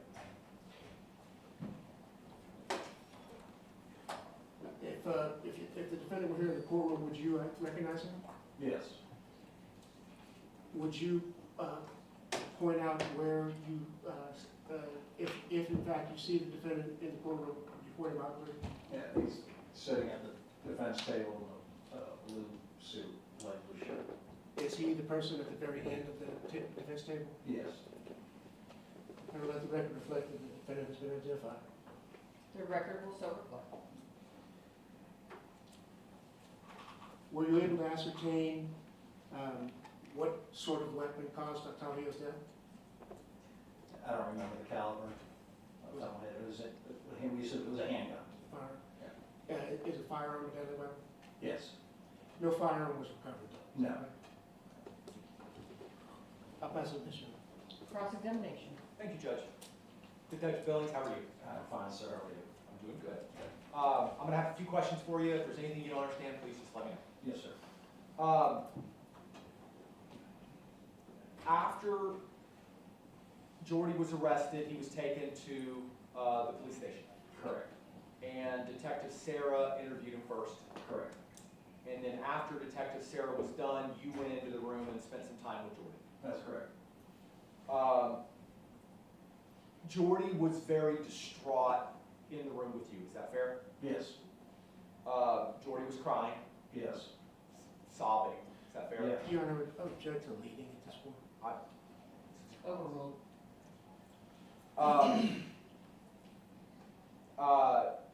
At one point, you kind of reached out for Jordy's hand, Correct. and Jordy put his hand on yours, and then he actually kind of put his head on your shoulder. Is that right? Yes. And started crying, and you, for lack of a better word, kind of put your arms around him. Yeah, that's correct. I think it's fair to say you displayed a lot of humanity and kindness in that moment. So just, I don't often get a chance to say this because we're on the other side from each other, but thank you for your professionalism and humanity in that moment. Okay, thank you. Jordy cried in that room with you for, I don't know, it was a while. Yes. And he thanked you as well, is that right? Yes. And then he was booked into jail after that, sometime after that, correct? Correct. And put into a suicide prevention tank, is that right? I'm not aware of that. But that's I didn't bring him to jail, so. not your part of the investigation. No, but it's not uncommon for people charged with this crime to be put on suicide watch. And especially when they're emoting in that way, is that fair? I believe so. Okay. You obviously weren't there when the gun went off, correct? No. You don't know for sure what happened. No. Your job is to report to a crime scene and then investigate. Correct. And in this instance, you were the junior detective to the more senior detective, Sarah, more senior in homicide. Yes, he's been in homicide longer, though he's not more senior. Fair. You've been a detective for a long time. Yeah, about 11 years. So your job as the assisting detective, Detective Sarah was lead, Correct. and you were assisting. Correct. And your job is, he leads, for lack of a better term, and instructs you as to what he needs. Correct. And then you, and by you I mean the detectives, then present whatever your investigation has found to the DA's office, to the prosecution, to decide if they're going to prosecute the case. That's correct. You don't decide whether a person is guilty or not guilty, No, we're only looking for probable cause. which is a much lower burden than the burden that a jury has to determine. Correct. The decision about guilt versus not guilt, that's 100% the jury's decision. Yes, but as a detective, I wouldn't charge somebody with this crime if I didn't believe they were involved. Sure, okay, yeah, but you weren't there. No. You don't know what Octavio was doing in the moments before the gun went off. No. You don't know whether he was the aggressor in that moment or not. No. Okay. So, you believe probable cause existed, Yes. and we established that's a much lower burden. Yes. Okay. And then you did your job and filed the case, or you and Detective Sarah. Detective Sarah filed the case. I just assisted in the deal with the crime scene and the follow-up that day. I mean, I don't even know if I was involved after the initial 24 hours. I'd like to talk to you for a moment about the unspent bullet that was found near the steps. I think you mentioned, you were asked what conclusion you reached, and you said, I think it was possibly involved. Knowing that now, I don't recall seeing the spent, not the spent cartridge, but the live cartridge on the ground. I don't recall seeing that. So you don't recall seeing it in the moment, but once it came to your attention in the broader context of the investigation, you thought that it was possible that it could be involved. Yes. But obviously, you know, possible, Right. you're using that word intentionally because you don't know. Correct. You certainly can't rule out the possibility that it wasn't. No. And you became aware as part of the investigation that a lot of bullets and spent shells were found in the vicinity of that apartment complex. Yes. Especially there was a field very close by, and there was a lot of unspent and spent shells and bullets out there. Yeah, I mean, I don't know if they were unspent or live rounds, but spent shell cases. And this is a high crime area, is that fair? Yes, And sadly, it's common in some high crime areas for shells or bullets to be on the ground. yes. I'd like to move and talk to you for a moment about the backpack. Okay. So you found the backpack over by the trees, or tree, I think it was. It was an open field. The tree may have been inside the residential yard, that it was laying up against a fence. Okay. So in that backpack, you mentioned you found some schoolwork with Jordy's name on it. Correct. And did you later become aware through the investigation that Jordy had relatively recently graduated from college? I don't know that I knew that he graduated, but I knew that he was going to college. And also in the backpack, you found some medical supplies, is that right? Correct. And did you later come to find out that as part of your investigation that Jordy worked in the medical field Yes, as an x-ray technician? yes.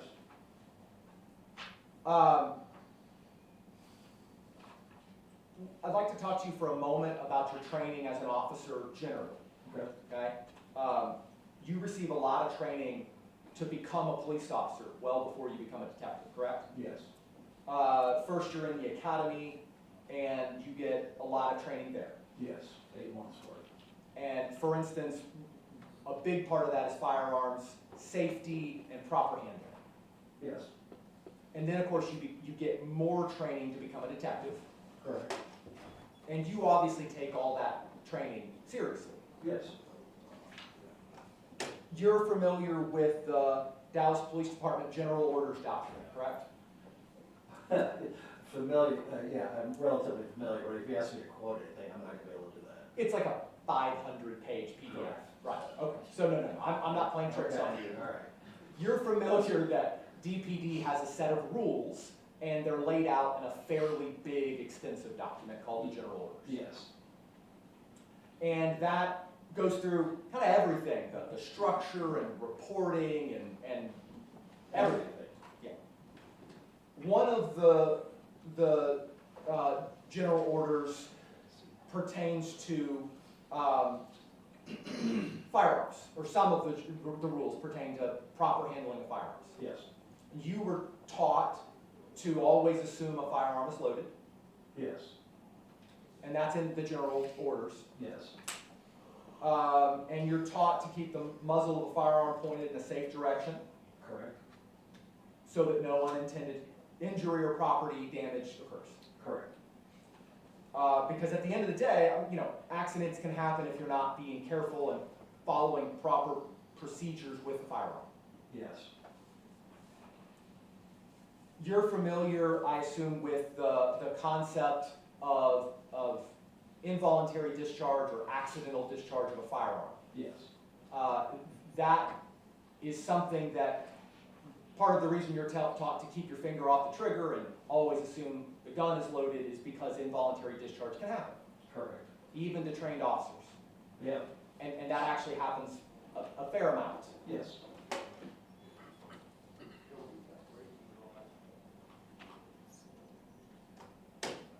And you're familiar with part of the concept due to all your extensive training and use of firearms, because you use a firearm day to day in your job. I carry one day to day, I don't use it nearly as often. Sure, I don't mean you shoot Okay. your gun, All right. Yes, but you are handling a gun every day yes, and following the proper safety protocols to check to see if it's loaded and not pointed at anything unless you intend to discharge it. yes, And you're familiar with, if your finger is on or near the trigger and you lose your balance, for instance, that loss of balance can cause a muscle reaction and you could accidentally or completely involuntarily discharge that weapon. yes, Yeah, that's one of the leading causes of involuntary discharge of police officers, is that right? well, I don't know whether them losing their balance is, but, I mean, there have been accidents where officers have been cleaning guns and all sorts of things, so. Okay. I'd like to talk a little bit, the government asked you a question and they used the words deadly weapon. Yes, A deadly weapon, we all kind of know what a deadly weapon is instinctively, but there's a legal definition of deadly weapon, correct? And obviously a firearm can be a deadly weapon, Correct. but other things can be a deadly weapon. Yes. Part of that definition is that anything as it's designed to be used or as it's actually used is capable of causing death or serious bodily injury. Correct. So hands can be deadly weapons. Yes. And I'm sure you've investigated homicides where hands were a deadly weapon. Yes. If somebody pushes someone down and they hit their head, they can die. Yes.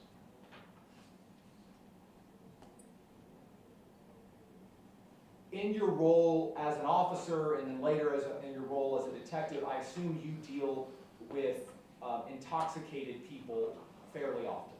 Yes. And intoxicated people in your experience can be unpredictable. Yes. And intoxicated people can be aggressive. They can be. Even if maybe their normal nature is to be easygoing and relaxed. We've all heard of the idea of the angry drunk. Yes. And obviously intoxicated can be more than alcohol, it can be drugs like cocaine or whatever. Yes.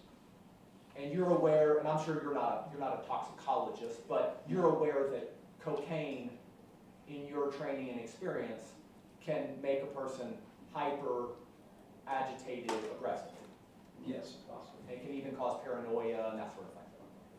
So I've heard.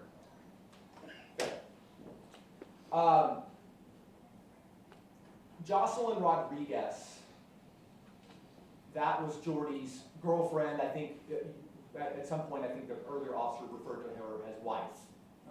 But Jocelyn, the mother of Jordy's 2 children. Correct.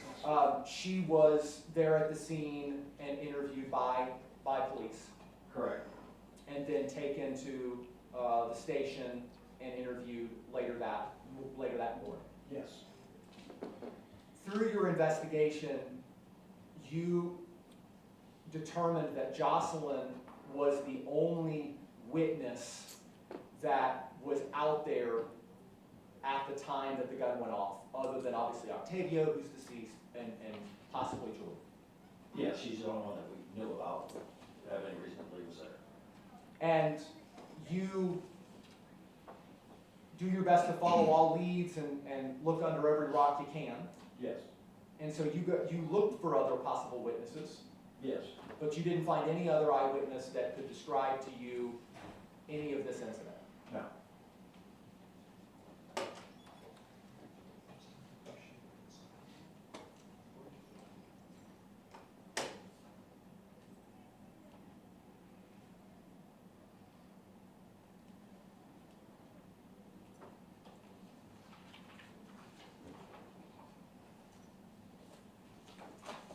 And based on not being there personally, you're not a witness, obviously, but based on your investigation and Jocelyn being the only witness, you don't frankly know what happened out there. I wasn't there. You determined that there was enough evidence to lead to probable cause, to make an arrest. Detective Sarah determined that.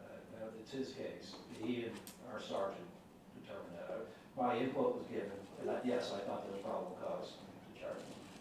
Were you involved later on and maybe gave your input or became aware of after the autopsy was conducted and the trajectory of the bullet was determined? I have no idea about the autopsy.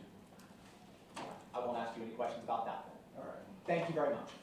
No further questions. Briefly, You may. Detective, yeah, you were present when the defendant was interviewed at the scene, correct? The initial interview at the scene, yes. And as you mentioned, you spent a substantial amount of time with him later at the station. Correct. Can you describe any bruising, any indication that the defendant had been in a scuffle? No. Did he have any visible injuries at all? No. None that I noticed on the outside of his clothing. In the time that you spent at the station with him, and he was emotional, did he ever relate to you what his actual role, as we've learned, at this point, his actual role in this homicide was? No.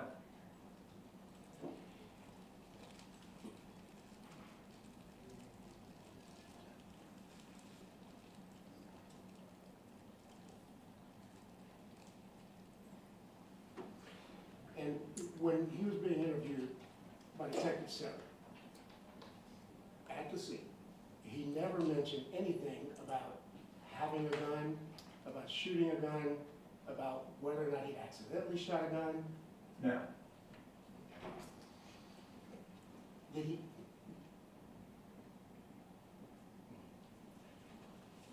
Yeah, he didn't tell you, well, he didn't tell Detective Sarah that he had been around a firearm at all that morning. Not that I'm aware of. And you were there, you heard what he was Oh, telling you. in the apartment? No, he didn't mention anything like that. So, did he, at the station, did he ever tell you, hey, maybe don't go looking for that Uber? No.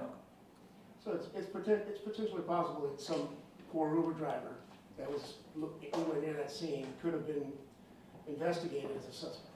Had we not found that backpack, probably, yes. And of course, there were no weapons found near Octavio's body. No. It didn't appear that there was no evidence at all that he was armed in any way. No. I'll pass it with you. Any retrial? Yes, briefly, Your Honor. Detective Billings, I'm assuming you've investigated a lot of assaultive offenses in your time. Yes.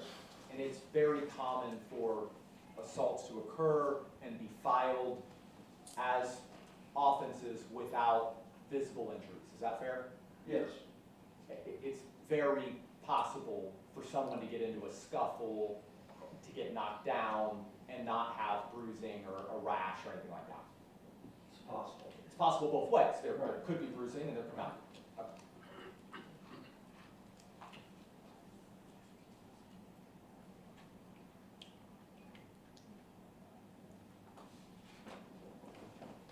No further questions.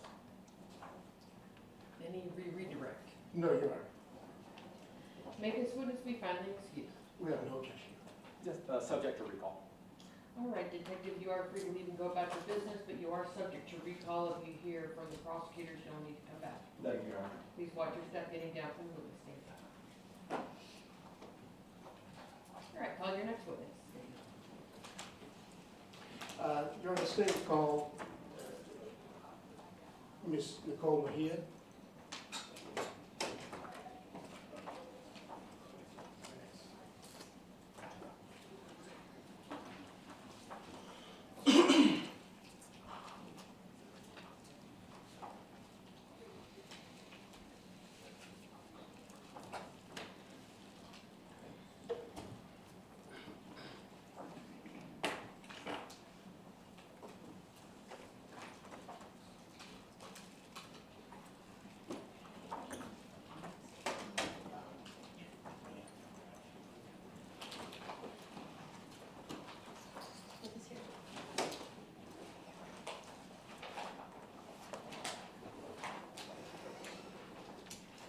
All right, raise your right hand. Thank you. Do you solemnly swear or, I'm sorry, Ms. Garza, were you? No, you're okay, good. Okay. Do you solemnly swear or affirm that the testimony you're about to give in this case will be the truth, the whole truth, and nothing but the truth, so help you God? I do. Thank you. If you would please take the witness stand. And you may proceed. Thank you, Your Honor.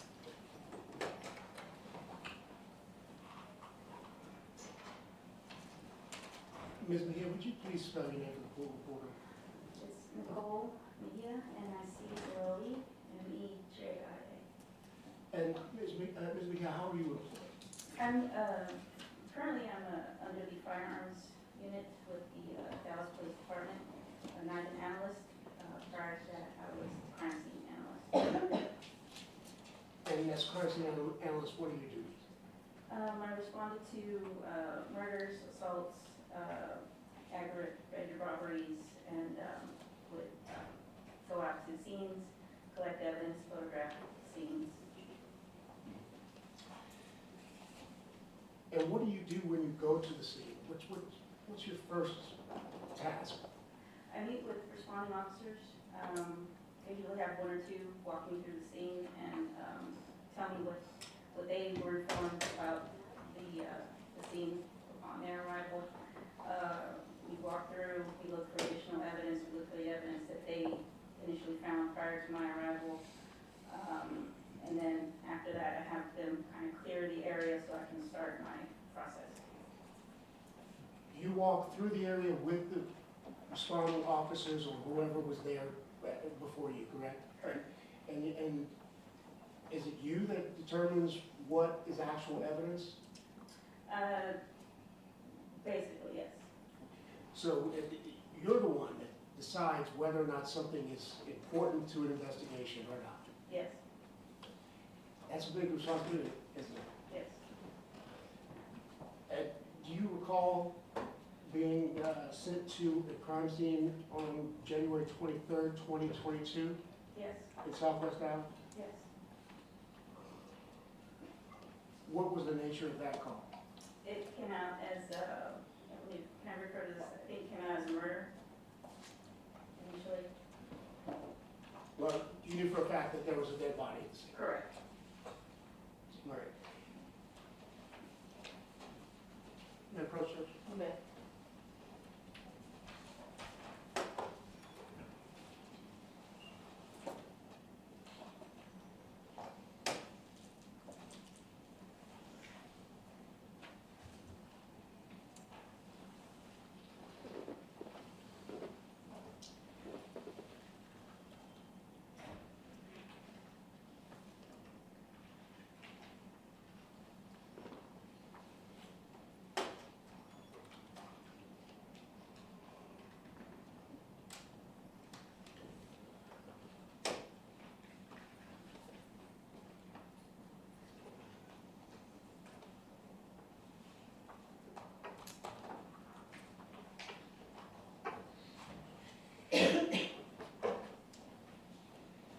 And one of your responsibilities is to document the scene with the photographs, correct? Yes. I'm showing you what's been marked for identification purposes as exhibits 22 through 34. Will you look at those for me, please?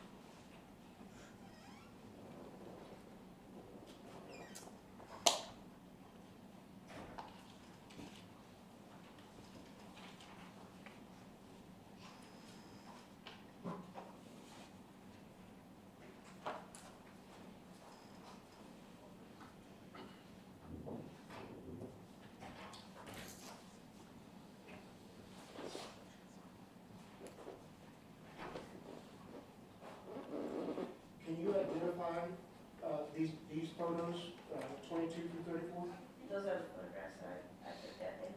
And these are of the scene of the incident that you were called out to? Yes, And they accurately depict the scene as it was when you found it? yes. May I publish your honor? Oh, sorry, let me take it.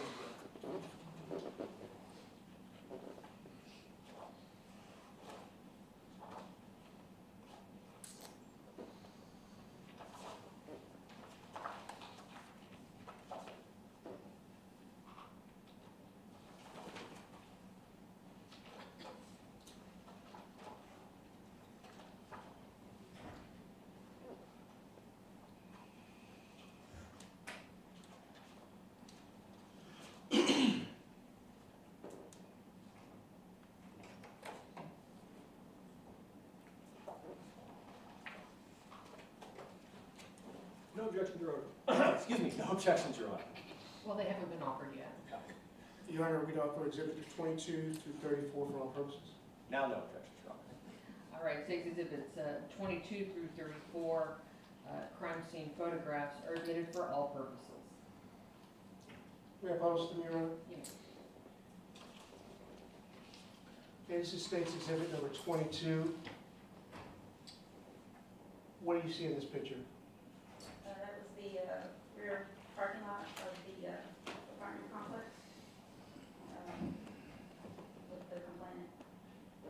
noticed there are little yellow cones with numbers on them. What is that? Those are my evidence markers. I placed those out after I've done my initial photographs without the evidence markers. After I've done those, I then place the cones or the evidence markers by the evidence that I'm identifying and collecting. What's the purpose of taking a picture twice? To show the scene as is, upon my arrival, as I've seen it upon my arrival, and then I'm taking them again to show that I have altered the scene by placing the evidence markers down. And that preserves the integrity of the crime scene. Correct.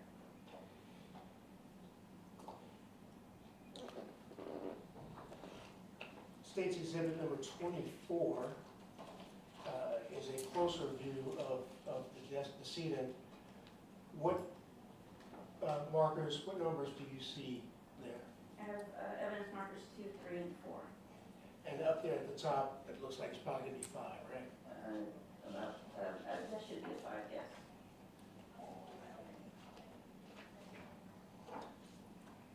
Here, in this picture, can you see evidence cone number 4? Yes. And what's next to it? It's a fire cartridge case. And it's State's Exhibit number 28, a close-up of that? Yes. And then we get even closer with Exhibit number 29, correct? Yes. At some point, do you actually handle evidence like this? Yes. Is that what's depicted in State's Exhibit number 30? Yes. And what's the purpose of that? I was photographing the head stamp confirmation of item number 4. And the head stamp indicates it's from what type of gun? I don't know the type of gun. Well, it's a 9mm fire cartridge case, and it has the manufacturer tool ammo on it. And you say fired weapon, fired casing, what does that mean? Does it mean it's been used? Yes. The markings on the casing, can they be used to identify which gun that came from? Yes. Is it an exact thing, or like a fingerprint, or is it something that just gives you a broad picture of what kind of gun it was? It's similar to a fingerprint. So if you had the gun to compare it to, or if an expert had the gun to compare it to, then they could determine whether or not this casing came from that gun. Correct.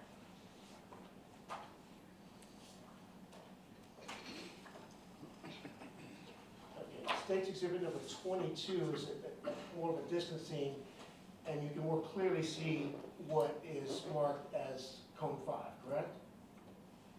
Yeah. 5, is that 5 or 2? 2's up close with the one back Oh, there. 5, yes, 5 is at the back. And where would you characterize number 5? 5 was near a stair step, kind of in between the vehicle and the building. And it's between the deceased and the steps coming out of those 2 apartments? It's behind the deceased, Yeah. at his feet.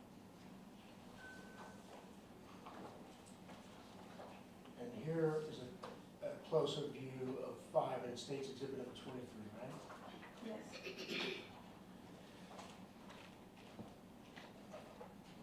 And in State's Exhibit number 33,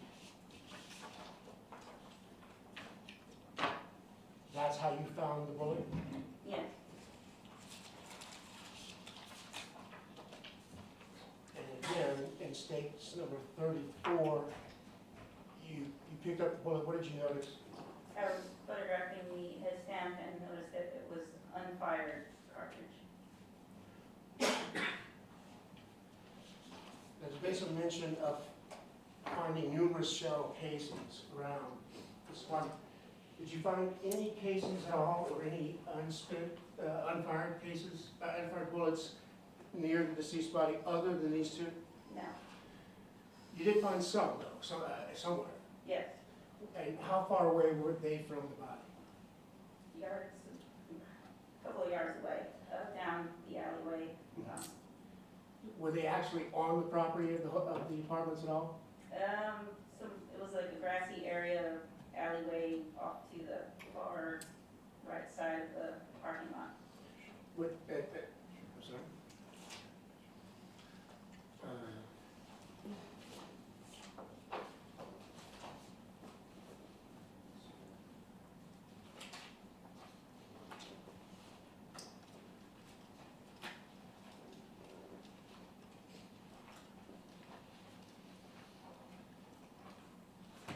Missouri State's Exhibit number 6.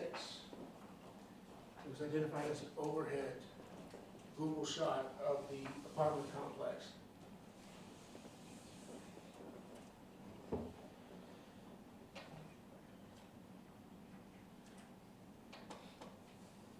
Do you recognize that? Yes. And let's see, can you tell from there where the body was found? Not, well, I guess at that first building, because the parking lot would be in the middle, where that square is. So at that first building, and that area. Gotcha. Where, in relation to this, did you find the majority of the shell casings that we were discussing this morning? So if you're walking down that back alleyway towards that second building with that red dot, Yes. Moving this way, moving, no, back down this other way. coming here? Yes, And were they across that narrow alleyway? they were in the grass next to that grassy area. On the side of the road that's not adjacent to the apartment, right? Which, you see where the trees at? Yeah. In that area. Gotcha. So where, Oh, can I stand up? You may. Right around this area over here. gotcha.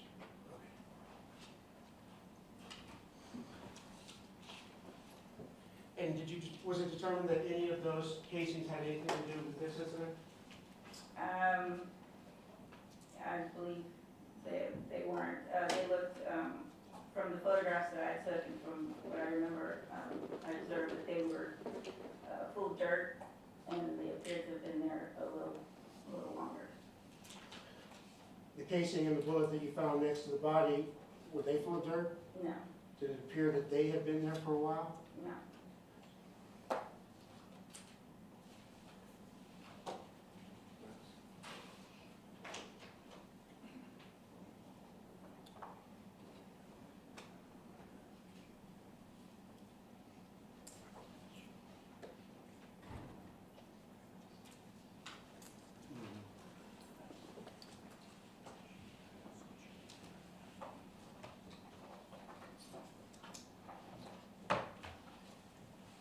Come on, please. You may.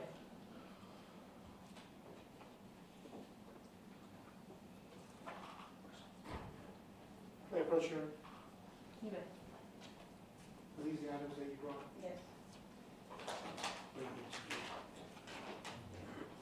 If I were looking for exhibits 4 to 5, which one of these? And I see that it is a sealed envelope, is that correct? Yes. And what's this sheet on the back of it? That's our property tag. We issue property tags to evidence that we collect. It has the date, the case number, the offense, my name and badge, and the list of the items that are in the container. How does this preserve the integrity of the evidence? Well, it keeps it from possible cross-contamination and from other people handling it. Would you open that bag and retrieve exhibits 4 and 5? Evidence going on, 4 and 5.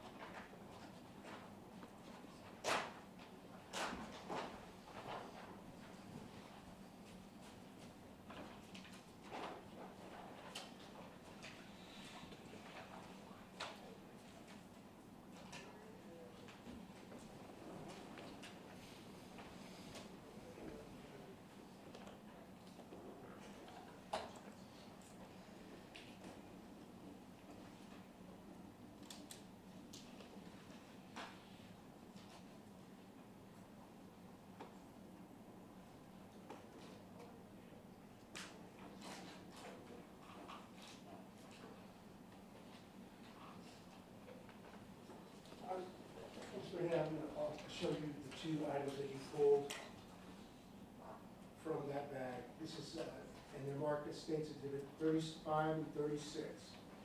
Are these the casings that you found at the scene that day? Yes, it's the casing in the cartridge. Which States Exhibit identifies the case? Number 4, States Exhibit 36. So 36 is the casing, that's the fired bullet, correct? It's the cartridge case, yes, And 35 is the live round. correct. And if I were to look at the photograph that has the evidence cones, let's see.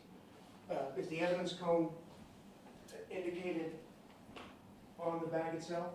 Yes, So in States Exhibit number 35, what evidence cone would that have been by?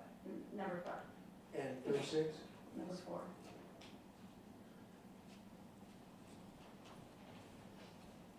You know, the state would offer exhibits 35 and 36 for all purposes. No objection, Your Honor. All right, States Exhibit 35, the live round, and States Exhibit 36, the cartridge case, are both admitted for all purposes. Ms. Mejia, there's also an evidence code number 3, is that correct? Yes, And what is that? cell phone. Did you retrieve that? Yes, I did. Have you brought it here for today? At scene, I released it to the detective, but I did bring a package that was cell phones. I'm sorry, this particular cell phone, Yes, is it in court today? I believe so, yes. And where would I find it? In one of those packages.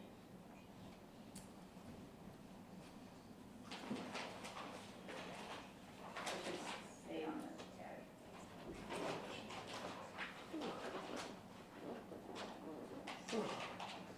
This is the tag itself. Okay. Can I get you to open that, please?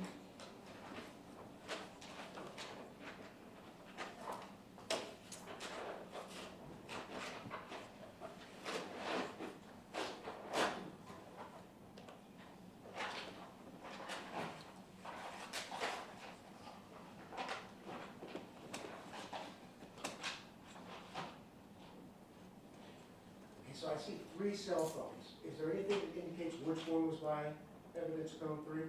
I believe it would be this one. And how do you identify it? The casing, the cell phone case. It looks to be quite weathered, is that correct? Yes.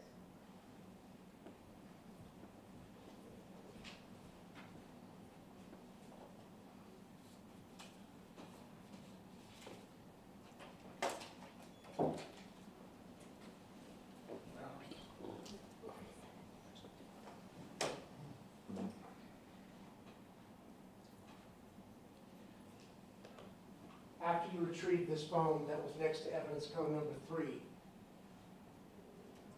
what did you do with it? I released it to the detective on scene, I believe it's Detective Sarah. It was your thoughts that this cell phone may have belonged to the deceased? Yes,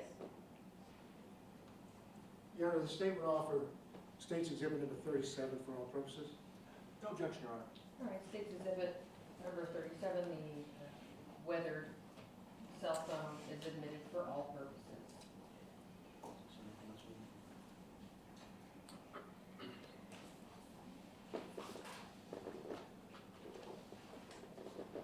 Your Honor, I'll pass the witness. Cross-examination.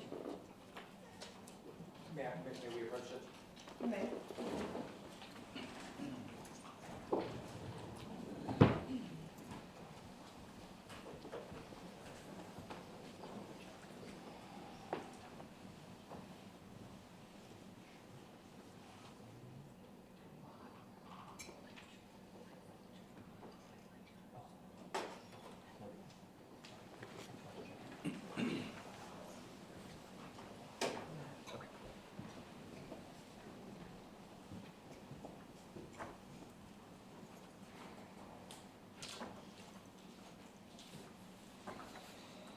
All right. Officer Mahan, I forget, is is the title officer, or, I mean, I know you're a crime scene technician. How should I refer to you? Right now, I'm a Niven analyst. Okay, Then analyst. I was a crime scene analyst. Okay, so then you were a crime scene, okay, but, so, analyst Mahan.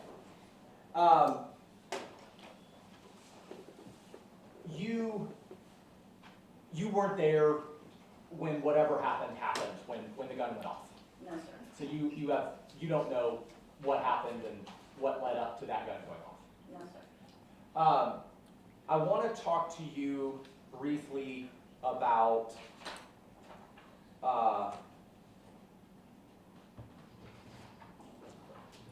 States Exhibits 30 and 34 that we were just going over.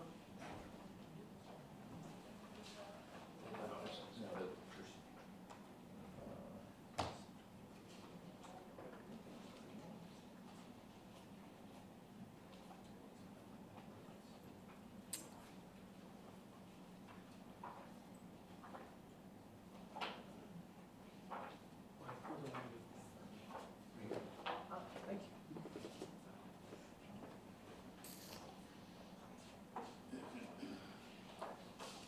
Okay, so I'm showing you, let me zoom out.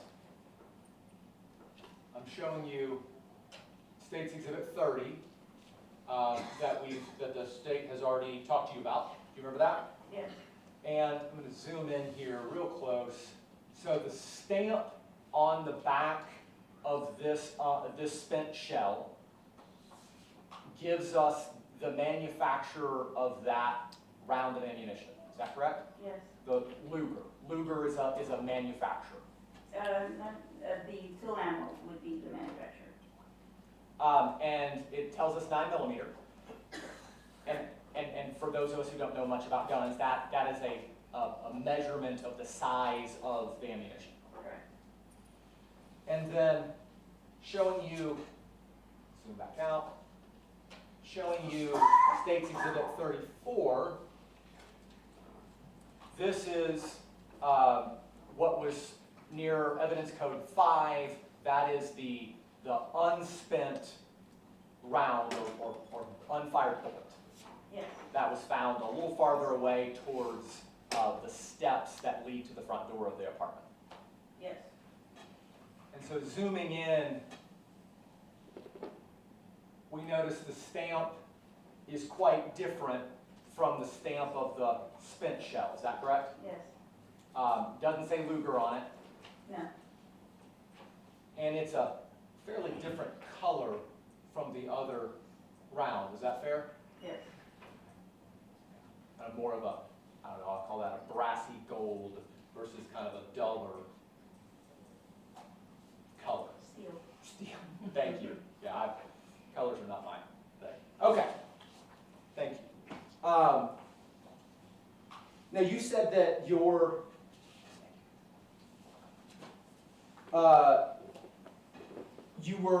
a member of the firearms unit, is I think what you said? I just transitioned over. I'm still in the middle of training, and I was a night an analyst.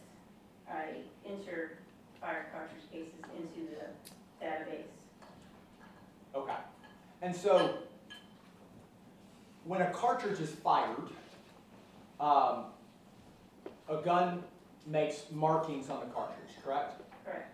And when a cartridge is ejected, for instance, if someone racks a gun and it ejects the cartridge, correct? Correct. And I guess let's back up again. For the people who don't know guns very well, there's kind of two types of handgun. There's the revolver, the Old West style 6-shooter that has the little circular casing of bullets, correct? Yes. That doesn't have an ejector, correct? Correct. So if someone fires a revolver, the unspent case doesn't get ejected the way it does in another type of gun. Correct. But then if I have a pistol, a semi-automatic or whatever, that is the one that you pull back the slide, it racks, and that ejects a cartridge. Yes. Okay. That ejector also makes markings on that cartridge, correct? I'm not sure if once they rack it, if an ejector mark is made on the unspent round. I know they are made on the ones that are fired.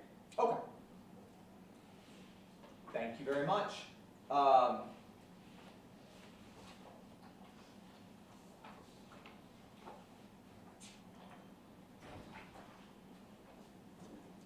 pass the witness. Briefly here. You may. Ms. Mahan, are both these, is the casing the same caliber of bullet as the unfired shell?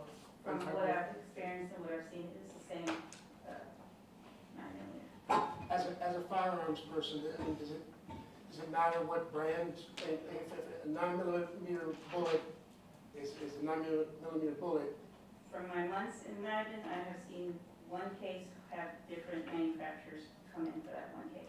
and a 9mm bullet will fit in any 9mm gun. Correct. Another question. Any recross? Yes, 9mm is an extremely common size of bullet. Is that fair? I've seen a majority of those come through, yes. Thank you. No further questions. Nothing further. May this witness be finally excused? No objection from the state. No objection, Your Honor. All right, ladies and gentlemen of the jury, thank you. If you would please stay a moment, analyst and Pam. All right, we are going to go ahead and take our lunch break. It is 12:07 p.m. Please remember your instructions, not to Google anything and not to discuss any of the testimony that you've heard so far. You're free to stay in the jury room and eat your lunch if you want to. Go down to the cafeteria, eat there, or bring it back, or if y'all, some of you want to get together to go to the McDonald's or Burger King, you are free to do that as well. Just please be sure to be back in the jury room at 1:10 p.m. All right, we are at lunch. All rise.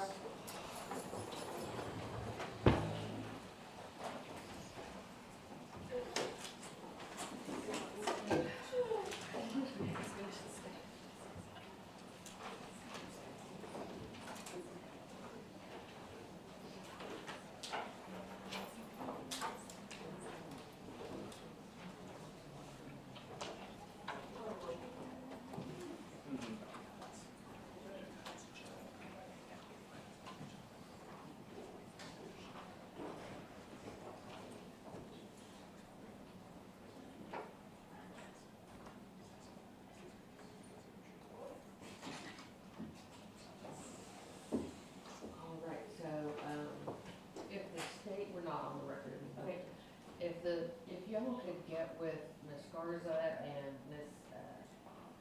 Mejia about which items of evidence y'all intend to introduce. Your Honor, just the items that I've offered. Well, you, Everything else is going back. oh, it is? Okay. None of the rest of this is, Fantastic. yes. Excellent. Then we're not leaving, that's why I wanted you to wait. Right. Thank you so much. I appreciate your patience with my inexperience. No, you're fine, you're fine. You only learn by doing it. I appreciate everybody's professionalism. Y'all can sit down or stand up if you want to. I understand that, but we are, Yeah. Thank you, Judge. The tag has to stay with. it'll be at 1:10. Absolutely. The tag has to stay with itself. And that has to stay with the fire department case. In the future, if you have to. Is there any way you can just indicate that they've been removed? I asked them, I said, now if they just want a piece of evidence from a box or a container, they said they gotta keep the whole thing. If you want to offer the envelope for record purposes, I was gonna say, after we the can, break, that's fine. yeah, we'll just put the rest of this in for purposes of the record, then all can see together. There you go. Well, yeah, I may need them eventually. They're here. I Okay. secured them. And they,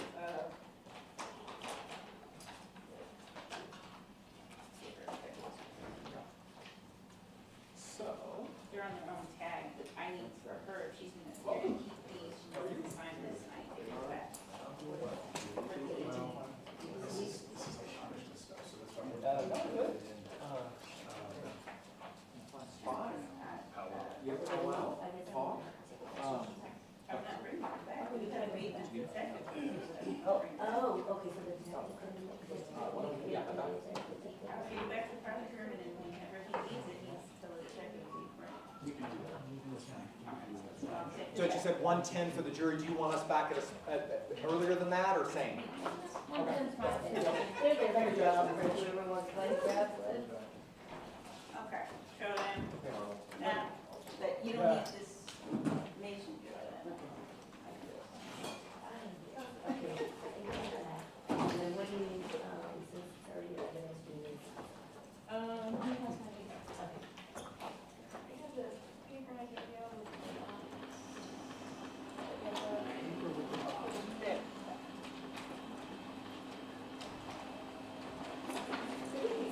These still, this is what I have, let me tell. Look at these. I think those are mine. Are they yours? Yes. I'm like, Where did I have newer scissors? I know, but that's they're- what I was like. Those are my ancient ones Where from did I like, get these from? from 1995 when I was a baby DA. Oh, I've that's had it so- forever. Okay, so I guess we have marked there as routine. Okay, just put it on. You want me to check it? Check mark whatever.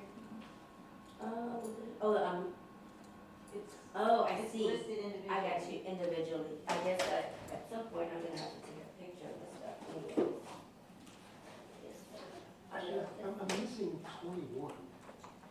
21. Oh, it's the back. Ah. It's the back. I've lost evidence. Okay, so everything that's in here is also out of control, right? Is what you're saying? Right here. So we have a backpack? Yeah, they have miscellaneous, well, there's books in here. Plastic bags, Are they staying on the journal? Are they on the journal? yeah, they're all individualized on here, so Oh, you yeah. have to check So the other room has a what it microwave, right? contains. Okay, And The other then room has a microwave? I take back whatever else. The other room has a microwave? okay, so you can check Yes. against the black backpack, right? So I'm keeping the backpack. I guess, there's some medical supplies. There is a backup external charger, did they put that in there? Is it in the back? No? No. Okay. Plastic bag, Plastic bag. and then it's just paper, so I don't think any of that is in there. No, and then here, papers, and, Oh, I'm not keeping that. well, that has to stay with that. Oh, I got you. Okay, I'm not keeping that. Okay, so this is what we're gonna do at the end, okay, we're gonna do it for record. Yeah, because in there is I got you, okay. a bra, supposed to be in there, it's a pen. That's mine. Okay, so there's papers. Miscellaneous books. Okay, so do you see a bra in here? 'Cause I don't. I don't see a bra. Oh, no, it's not on the front. Oh, wait, what is this? That looks like a mask, I don't know, you want to touch that? Not really. It might Oh, be, look, it might be a sock. I know, it says bra. Okay, here, you look, there you go. What is that? I guess they thought it was wrong. Oh, that's a thong. Oh, The thong. No, Oh, it's a little. oh, it's a bralette, like a kid's bralette or something. Okay, well, bra. That's the bra. You want me to slap, exhibit sticker on these boxes? Yeah, I would do exhibit 21A, I'll be back in chamber. because this is where the backpack came from, right? Yeah, okay, let's do 21A, because it's gonna be for record purposes. And what's the other, 21? 21A. and what's the other one we need to put about? Hey, Steven, why don't you talk to him and figure out what we might need, and you can just keep it. Okay. And where else do we need to? I guess it was this one, because I'm taking, The right, cell I'm phone. taking one, what am I taking out of here? You're taking the cell phone that he has, Right, but these were all in all there, in it. with the set keys and everything else. Okay, The so jar, this the will dough, be, and stuff like that's what I'm picking up. okay, the cell phone was 37, so let's do 37A. It's gonna be for record purposes. RP. Okay, and then there was another one, right? Is that it? No, the the fire cartridge is not. Yes, there's 35 and 36 of them. Yes, but where did they come out of? Because she wants us to keep that too. I don't know. Oh, no, this is ours. Right? That whole thing is ours. Yes. Is there other stuff in here too? Is it in? Yeah, it's all the other cartridges that they. Oh, got you. Okay, so this is, so let's do 35A. What was it, Howard? Do 35A. Were they already fired? Mm-hmm.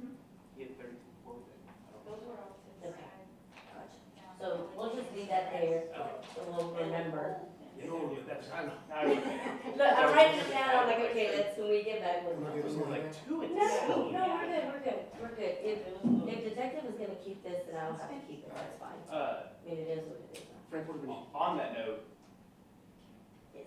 since this is more than likely to go until tomorrow, can you keep it here like we did last time? Did we? Yes. Are you Remember? sure? 1000%, because my wife is next door and I Oh, told you that's right. Okay, just so I don't have to make sure. Back there tonight, back there again the tomorrow. only thing is, you have to come back and get it, if not, Yeah, because I'll be he's done. not sure if it's, Yeah, whenever we're done with it, whatever, I'll Gotcha. take it. I got you, okay, I'll take it all back, whatever you're doing. Are we, but I'm taking the drugs and the swabs and the Yeah. jar. I think I'm just keeping this, because at some point this is gonna come into what Jay said. Is that the drugs? Mm-hmm. I guess, I don't know. Okay, so the clear mason jar, you're not. Yeah, okay, so yes, it is drugs, leafy, and then the cocaine, yes. Okay, But this mason jar, I think she's taking back, and the swab? The swabs are from the beer can and the bottle that I found that they had nothing. Okay, oh, you don't want that, okay. yeah, so you can keep that. I will I will keep it. swear to it. Oh, the recording is still on, okay. The last thing, just to let us know. Yeah, so, yes, I'll keep this Okay. aside. All right, what am I signing for? Here, you sign. I have to sign this one. Well, they're still recording in here, so let's not say anything. Let's see, let me go ahead and sign this. And then I can make copies of all this, right? Received by Joyce Garza. Today is, okay. And no, CSR, I'm gonna do CDC 6. And then,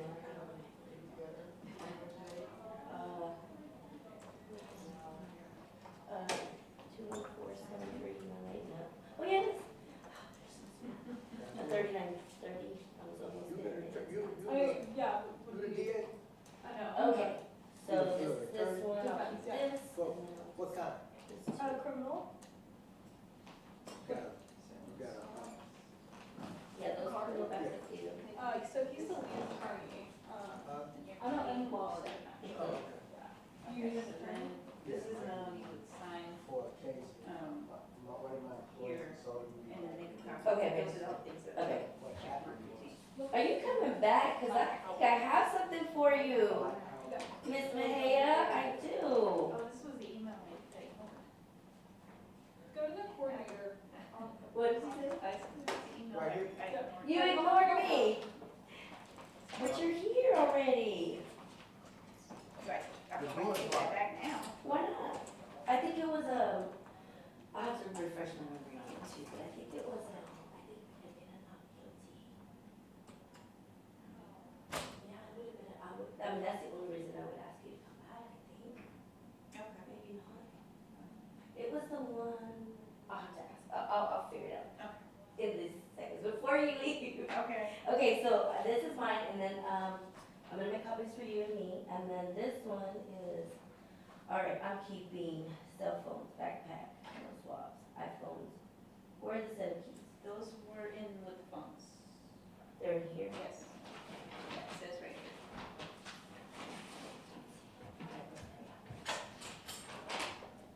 Yeah, I know. Sorry. It's okay, it's right here. Okay, that's in there, gotcha. And then miscellaneous books,